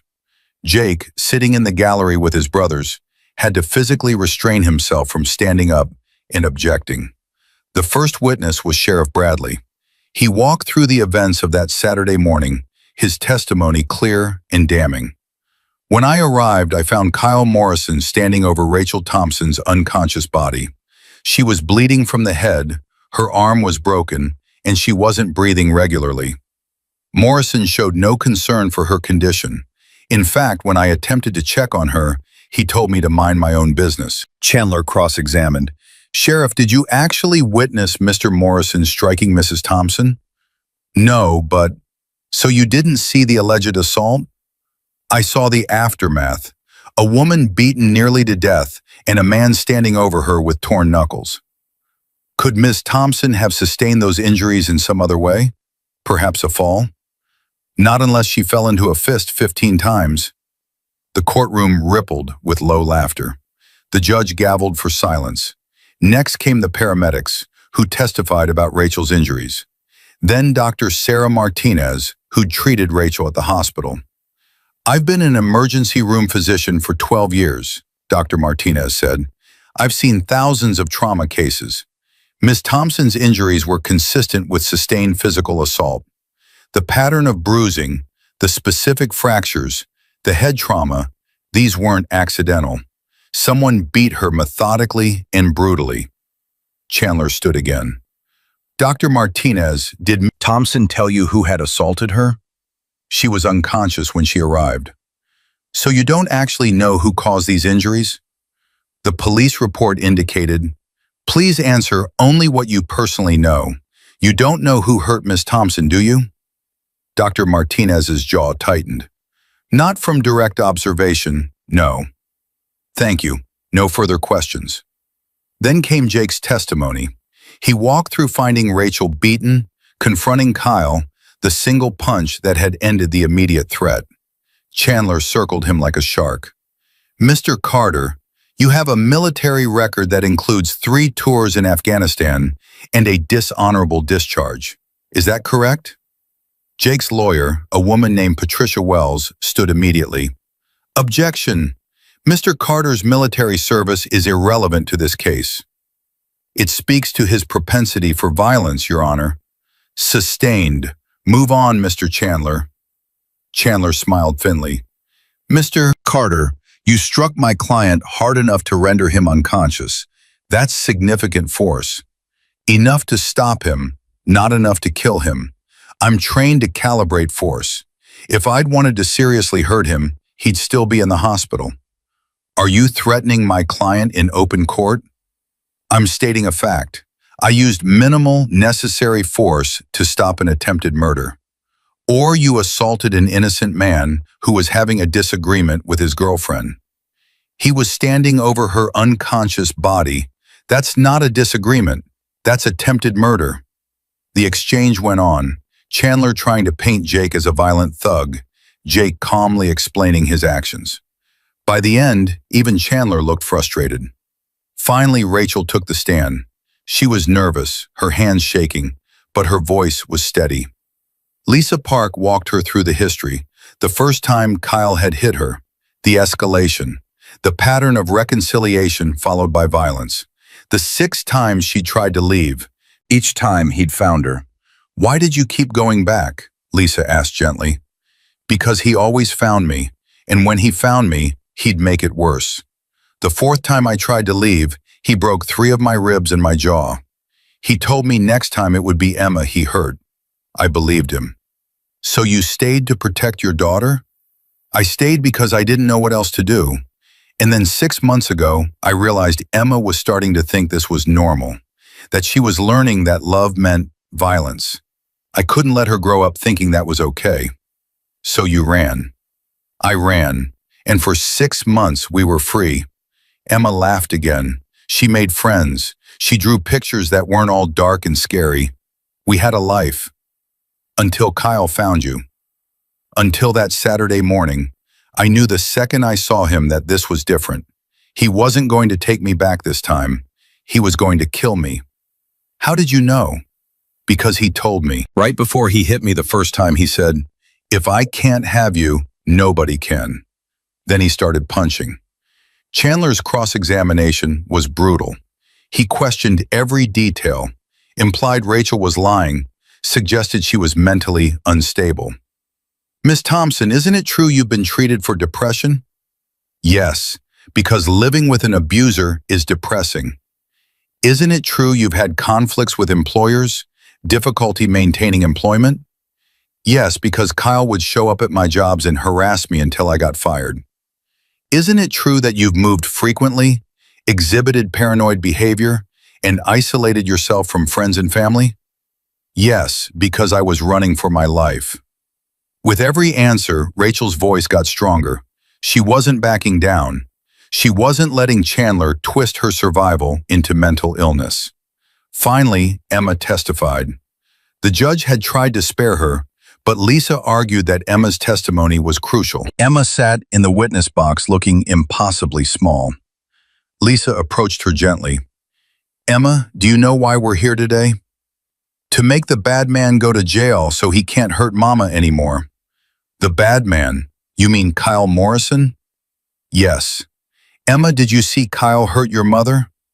Lots of times. He would hit her when he got mad. Sometimes he'd push her down the stairs. One time he locked her in the closet for a whole day because she tried to call the police. The courtroom was silent. Even Chandler looked uncomfortable. And on the Saturday morning at the diner, what did you see? I saw Kyle hitting Mama in the parking lot. She fell down and he kept hitting her. Her head was bleeding and she wasn't moving anymore. I thought he killed her. Emma's voice broke. I thought my mama was dead. So what did you do?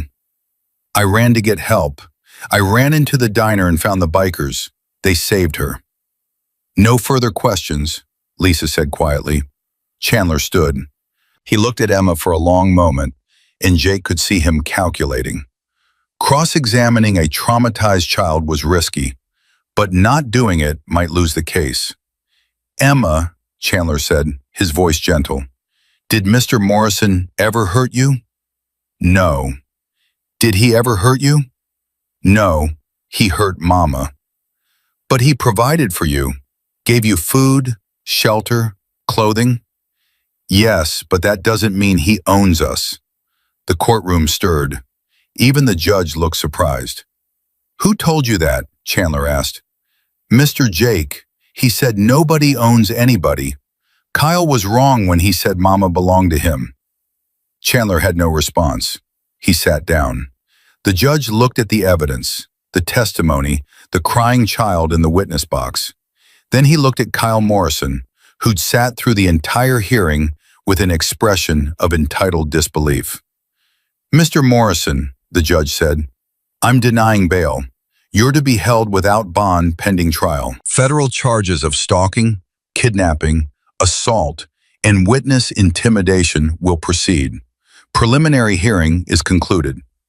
Kyle shot to his feet. "This is a joke. You can't." "Bailiff, remove the defendant." As they led Kyle away, he turned to look at Rachel and Emma. His expression promised violence, promised revenge, promised that this wasn't over. But for the first time since Jake had met her, Rachel didn't flinch. She held her daughter's hand and stared back at the man who'd terrorized her for 4 years. "We're free," Emma whispered. "Not yet," Rachel said, "but we're getting there." Outside the courthouse, Jake found Shotgun waiting with urgent news. "We've got a problem. Morrison's people are already working angles. 2 club members got called into work today and told they're being investigated for fraud. Reaper's funeral home is being audited by the state, and someone leaked your military records to the press, the sealed parts about Afghanistan." Jake's jaw tightened. James Morrison keeping his promises. "It gets worse. I intercepted a communication between Morrison's head of security and someone in the state prison system. They're arranging for Kyle to have certain amenities in prison, cell phone access, visits from lawyers who aren't actually lawyers. And Jake?" Shotgun's voice dropped. "They mentioned arranging an accident for Rachel." "What kind of accident?" "The permanent kind. They're talking about hiring someone inside the prison to make it look like Kyle ordered a hit on Rachel. That way, even if Kyle's convicted, Rachel's dead, and it gives Kyle grounds for appeal based on being unable to get a fair trial." Jake looked back at the courthouse where Rachel and Emma were still inside, talking with their lawyer. They'd won today, but the war was far from over. "We need to tell Rachel," Jake said. "FBI already knows. Agent Chen called me. They're offering witness protection, new identities, relocation, the whole program. Rachel will never go for it. She's done running. Then we'd better figure out how to keep her alive." Rachel stood in the safe house living room, Agent Chen's words hanging in the air like a death sentence. Witness protection, new identities, another life spent running, hiding, looking over her shoulder. "No," Rachel said. Agent Chen blinked. "Miss Thompson, you need to understand the threat level here. The Morrison family has connections to organized crime. They're arranging a hit. We have credible intelligence." "I said no." Rachel's voice was stronger now. "I've run 6 times. I've changed my name, my hair, my entire life trying to escape Kyle Morrison. And every single time, he found me. You're asking me to run again, and I'm done running. This is different. Federal protection, sealed records, complete relocation.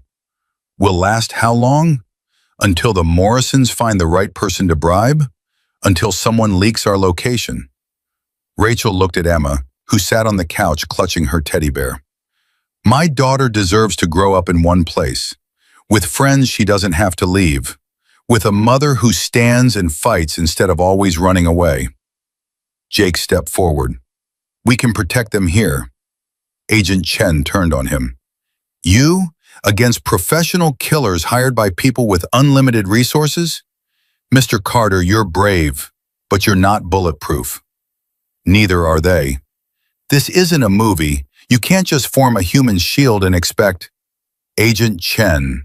Shotgun's voice cut through the argument. Can I show you something? He pulled out his laptop, turned it so everyone could see. I've been monitoring Morrison family communications for 2 weeks. They're sloppy when they think they're untouchable. Here's the security chief arranging the hit. Here's James Morrison approving the payment. And here, he clicked to another screen, is evidence of 16 other crimes including money laundering, bribery of federal officials, and conspiracy to commit murder in 3 other cases. Agent Chen leaned forward, her eyes scanning the screen. How did you get this? Does it matter? You've got evidence of active federal crimes. Use it. Evidence obtained illegally isn't admissible. Then get a warrant based on anonymous tips and find it legally. You know how this works. We're handing you everything you need to bring down the entire Morrison operation, not just Kyle. Agent Webb, who'd been silent until now, spoke up. Sarah, look at this. If even half of this is legitimate, we're talking RICO charges. We could take down the whole family. Agent Chen studied the screen for another long moment. Then she looked at Rachel. If we pursue this, if we go after James Morrison and his entire organization, it's going to get ugly. They'll fight back hard. Your safety is my responsibility, Rachel finished, with help from people who've actually kept their promises. She gestured to Jake and the others. These men have done more to protect me in 2 weeks than the legal system did in 4 years. The legal system has protocols, procedures. The legal system let Kyle make bail within hours of nearly killing me. Don't talk to me about protocols. Agent Chen's expression softened. I have a sister who went through something similar. I told Mr. Carter about her. She got lucky, had a neighbor who stood up for her, but not everyone gets that lucky. Then maybe the system should work better so they don't need luck. The agent was quiet for a moment. Then she closed her laptop. All right, we'll pursue the RICO case, but Ms. Thompson, you need to understand, this makes you a witness against James Morrison. That puts a target on your back that's even bigger than before. The target was always there. At least now I'm facing it instead of running from it. After the agents left, Emma crawled into her mother's lap. Mama, what's RICO? It's a law that helps catch bad people who do lots of bad things. Will it catch Kyle and his daddy? We hope so, baby. And then we can stay here? We don't have to move again? Rachel looked at Jake, who stood near the window watching for threats. Yeah, baby, we can stay here. The first attempt on Rachel's life came 3 days later. A man showed up at Rosie's diner claiming to be a health inspector. Rosie, who'd been warned, called Jake immediately. The inspector was found with a gun and a photo of Rachel in his car. Sheriff Bradley arrested him, and the FBI traced the payment back to a Morrison shell company. The second attempt was more sophisticated. Someone hacked into the safe house security system, trying to disable the cameras. Ghost, who'd worked in cybersecurity before joining the club, caught it in real time and traced the hack back to a private security firm that did contract work for Morrison Development. They're getting desperate, Bull said during an emergency club meeting. Desperate people make mistakes. Or desperate people escalate, Priest countered. We've stopped 2 attempts. What happens when they send 10 guys instead of 1? Then we stop 10 guys, Jake said simply. But he was worried. The club had 20 active members, and they couldn't maintain 24-hour protection indefinitely. They had jobs, families, lives beyond this. Eventually, exhaustion would create an opening, and the Morrisons would exploit it. The breakthrough came from an unexpected source. A woman named Jennifer Walsh walked into the FBI field office and asked to speak with Agent Chen. Jennifer was one of the 3 women Shotgun had found in the sealed court records. One of Kyle's previous victims, who disappeared after filing a restraining order. I've been hiding for 6 years, Jennifer told Agent Chen, with Rachel and Lisa Park present. I saw the news about Kyle's arrest, about Rachel fighting back, and I realized I couldn't hide anymore. Not when someone else was finally standing up to them. What happened to you? Rachel asked quietly. Jennifer's hands shook as she pulled up her sleeve, revealing scars. Kyle did this. When I tried to leave, he held my arm over a stove burner, told me I needed to be marked so I'd remember who I belonged to. I pressed charges. The Morrisons made them disappear. Then they made me disappear. They threatened you? They destroyed me, lost my job, my apartment, my custody of my son. James Morrison's lawyers convinced a judge I was mentally unstable. I lost everything. Jennifer's voice broke. I left the state with nothing and spent 6 years looking over my shoulder. But I kept records, photos, text messages, audio recordings of Kyle threatening me. Everything they thought they'd buried. Lisa Park leaned forward. Ms. Walsh, would you be willing to testify? That's why I'm here. I heard about Emma testifying, about a 7-year-old being braver than I've been. If she can face them, so can I. Within a week, 2 more women came forward.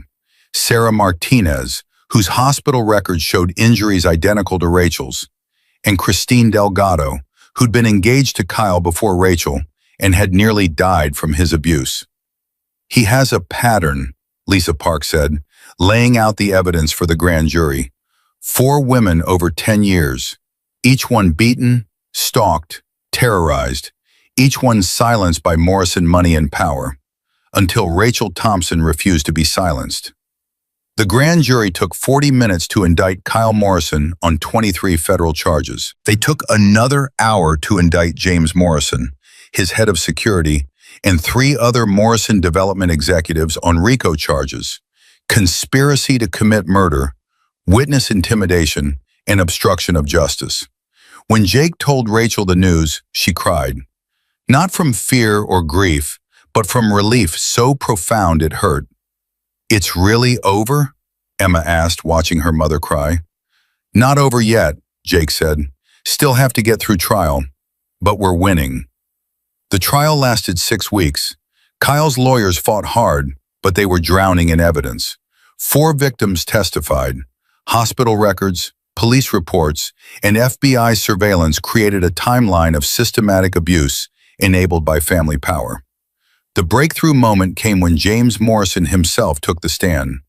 Under cross-examination, his arrogance betrayed him. Mr. Morrison, Lisa Park said, did you or did you not attempt to arrange a contract killing on Rachel Thompson? That's absurd. I was simply exploring security options for my son's protection. Security options that included hiring someone to permanently solve the Rachel Thompson problem? Those are your words in a recorded conversation. Taken out of context. Let me provide context. Lisa pulled up email records. You've made 17 payments totaling $3 million to make legal problems disappear for your son. You've bribed judges, threatened witnesses, and used your company's resources to stalk and harass women who tried to escape Kyle's abuse. Is that context enough? James Morrison's lawyer objected, but the damage was done.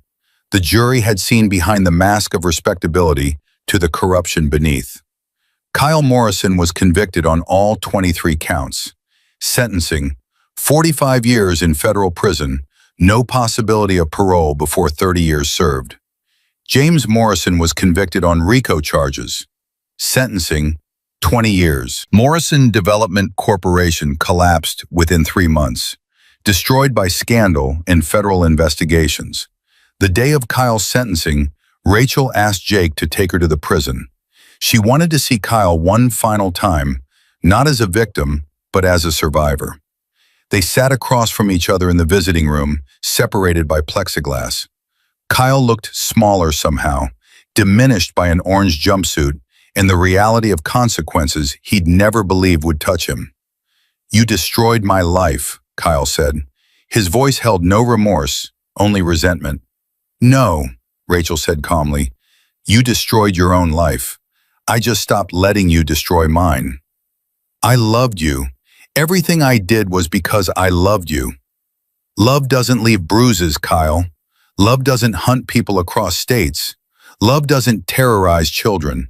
What you felt was ownership, not love. You're making a mistake. I'll appeal. I'll get out.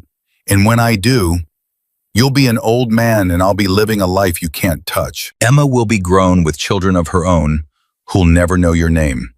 The world will have moved on without you. Rachel leaned forward. But I want you to know something. I forgive you. Kyle blinked, confused. What? I forgive you. Not because you deserve it, but because I deserve to be free of the hate. I spent 4 years scared of you, 6 months running from you, and I'm done letting you take up space in my head. So I forgive you, and I'm walking out of here, and you're never going to see me again. Rachel, wait. But she was already standing, already turning away. Jake stood with her, and together they walked out of the prison into sunlight. How do you feel? Jake asked as they reached his motorcycle. Lighter, Rachel said, like I've been carrying something heavy for years, and I finally put it down. 1 year later, Rosie's Diner hosted a celebration. The Iron Ghost had established a non-profit organization called Emma's Shield, providing protection, legal assistance, and safe housing for domestic violence survivors. They'd partnered with 47 shelters across 12 states, trained over 200 volunteers, and helped relocate 83 families. Rachel worked full-time as the program director, using her experience to help other women escape the cycle she'd survived. Emma thrived in school, made friends, joined the art club, and stopped having nightmares. The diner was packed with survivors, club members, community supporters, and media covering the story of how a little girl's desperate plea had sparked a movement. Emma, now 8 years old and confident in a way she'd never been before, stood at the microphone. She wore a small leather vest, a gift from the Iron Ghosts, with a patch reading, Honorary Member. A year ago, Emma said, her voice clear and strong, I ran through that door crying for help. I was scared and alone, and I didn't know if anyone would help us. Mr. Jake and his friends didn't have to. They could have kept eating breakfast, but they didn't. They stood up. They fought for us. They showed me that heroes are real. She paused, looking at her mother, who stood with the other survivors. Mama taught me something important. She taught me that being brave doesn't mean not being scared. It means being scared and doing the right thing anyway. She was scared of Kyle for years, but she kept trying to protect me. And when the bikers helped us, she stopped running and started fighting. That's the bravest thing I ever saw. Emma turned to Jake. Mr. Jake, you promised you'd keep us safe. You kept that promise, but you did more than that. You showed other people it was okay to stand up for strangers. You showed me that family isn't just blood. It's people who show up when you need them. Jake felt his eyes sting. This kid who'd run barefoot across gravel, who'd bitten her would-be kidnapper, who'd testified in court at 7 years old, she'd taught him more about courage than 3 tours in Afghanistan ever had. The reason we're all here, Emma continued, is because one Saturday morning I took a chance on strangers, and they took a chance on me, and that changed everything. So if you're watching this and you're scared, if you're in danger, if you need help, take a chance. Ask, because there are people out there who will answer. There are heroes who look like bikers, like neighbors, like anyone. You just have to be brave enough to ask. The crowd erupted in applause. Rachel joined Emma on the stage, pulling her daughter into a hug. Sheriff Bradley stood next. 1 year ago, I responded to a call about a disturbance in this parking lot. What I found was a woman nearly beaten to death and a motorcycle club that refused to look away. Since then, domestic violence reports in this county are up 40%. Not because violence increased, but because victims finally feel safe reporting it. They saw Rachel fight back. They saw the community rally. They learned that help exists if you ask for it. Agent Chen spoke next. The FBI has opened 17 new investigations based on evidence uncovered during the Morrison case. We've identified patterns of abuse enabled by wealth and power in 6 states. Emma's Shield has become a model for how communities can protect vulnerable people when systems fail. This is what justice looks like when ordinary people refuse to accept that evil wins. Rosie, the diner owner, had the last word. This diner has been here for 40 years. I've served breakfast to truckers, travelers, locals, and bikers. Never thought I'd serve a side of justice with those pancakes. But that's what happened. A little girl ran through that door asking for help, and 8 men answered. Changed all our lives. Taught us that being a community means protecting each other, even strangers, especially strangers, because today's stranger might be tomorrow's family. As the celebration wound down, Jake found Rachel standing outside, looking at the parking lot where everything had started. "You okay?" he asked. "Yeah, just remembering. This spot right here," she pointed to a patch of asphalt. "This is where I thought I was going to die, where Kyle was standing over me and I couldn't fight back anymore. And now it's where we're celebrating survival." Kind of poetic. You turned your worst moment into something that helps other people. That takes strength. I had help. You, the club, the community. I couldn't have done it alone. You ran 6 times before we met you. You fought for 4 years. You were never alone, Rachel. You were always that strong. We just gave you backup. Emma ran over, her face flushed with excitement. "Mama, the newspaper wants to take our picture for the front page. They said we're heroes." Rachel knelt down to Emma's level. "You know what real heroes are, baby? They're people who do the right thing even when it's hard. They're people who ask for help when they need it. They're people who stand up for others. By that definition, yeah, we're heroes. But so is everyone here." 3 years later, Emma's Shield had grown into a national organization. Rachel spoke at conferences, trained advocates, helped draft legislation to protect domestic violence survivors.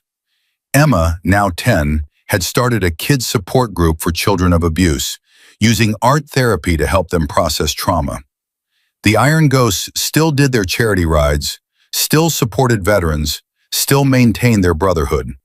But now they also escorted women fleeing abuse, provided security for shelters, and trained other communities on protection networks.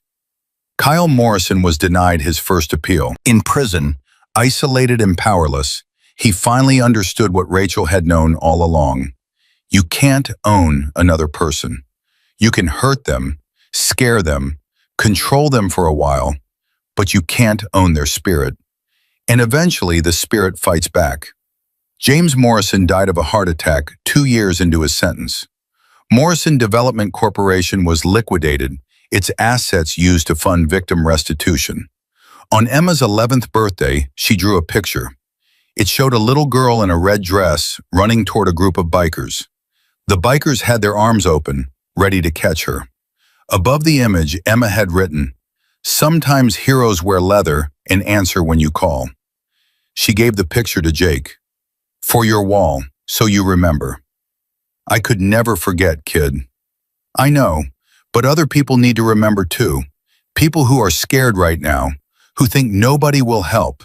They need to know that if you ask, someone will answer." Jake hung the picture in the Iron Ghost clubhouse, right next to the charter and the photos of members past and present. It became the first thing new members saw when they joined, a reminder of what brotherhood really meant. Rachel never remarried. She said she didn't need romance to feel complete. She had her daughter, her work, her community. But she and Jake remained close friends, 2 people who'd faced darkness and chosen to bring light instead. On the 5-year anniversary of that Saturday morning, a reporter asked Rachel what she wanted people to know about domestic violence. "I want them to know it can happen to anyone," Rachel said, "rich or poor, educated or not, strong or weak. Abuse doesn't discriminate. But I also want them to know that escape is possible. Help exists. You don't have to run forever or fight alone. There are communities ready to stand with you, people ready to answer when you cry for help. You just have to be brave enough to ask." "And if they're too scared to ask?" Rachel smiled. "Then we need to be loud enough that they hear us anyway. We need to be visible. We need to make it clear that help is available, that justice is possible, that survival leads to thriving. That's what Emma's shield does. That's what the Iron Ghosts do. That's what communities do when they decide protecting the vulnerable matters more than convenience. Emma, now 12 and taller than her mother remembered being at that age, added her own thought. Heroes don't always wear capes. Sometimes they wear leather. Sometimes they're sheriffs or FBI agents or diner owners. Sometimes they're your neighbor or your teacher or a stranger at breakfast. But they're always people who answer when someone asks for help. And I think the world needs more people like that. The reporter's final question. If you could go back to that Saturday morning, what would you tell yourself? Rachel looked at Emma, at Jake standing nearby, at the community that had rallied around them. I'd tell myself that running barefoot across gravel and trusting strangers was the bravest thing I'd ever do. That it would hurt and be scary and feel impossible. But that on the other side of that fear was freedom, was safety, was a life worth living instead of just surviving. She paused. And I'd tell myself that the little girl running beside me would grow up to be the strongest person I know. Because she already was. She just needed the chance to prove it. Emma took her mother's hand. Together they looked at the diner where everything had changed, at the parking lot that had been a battlefield and was now just a place where people parked their cars. "Mama," Emma said quietly, "do you ever wish it hadn't happened? That we'd never met Kyle, never had to run, never went through all that?" Rachel was quiet for a long moment. Then, "If I could erase Kyle without erasing who we became because of surviving him, yes. But we can't separate the trauma from the growth. We can't take away the pain without losing the strength we built from overcoming it. So no, baby, I don't wish it away. I wish we hadn't had to suffer, but I'm grateful for who we are now. And I'm grateful for every person who stood with us." 5 years, 47 shelters, 200 volunteers, 83 families relocated safely, 17 copycat protection programs in other states. One little girl who'd run crying for help and found not just rescue, but a revolution. Sometimes courage wears pigtails and runs barefoot across gravel.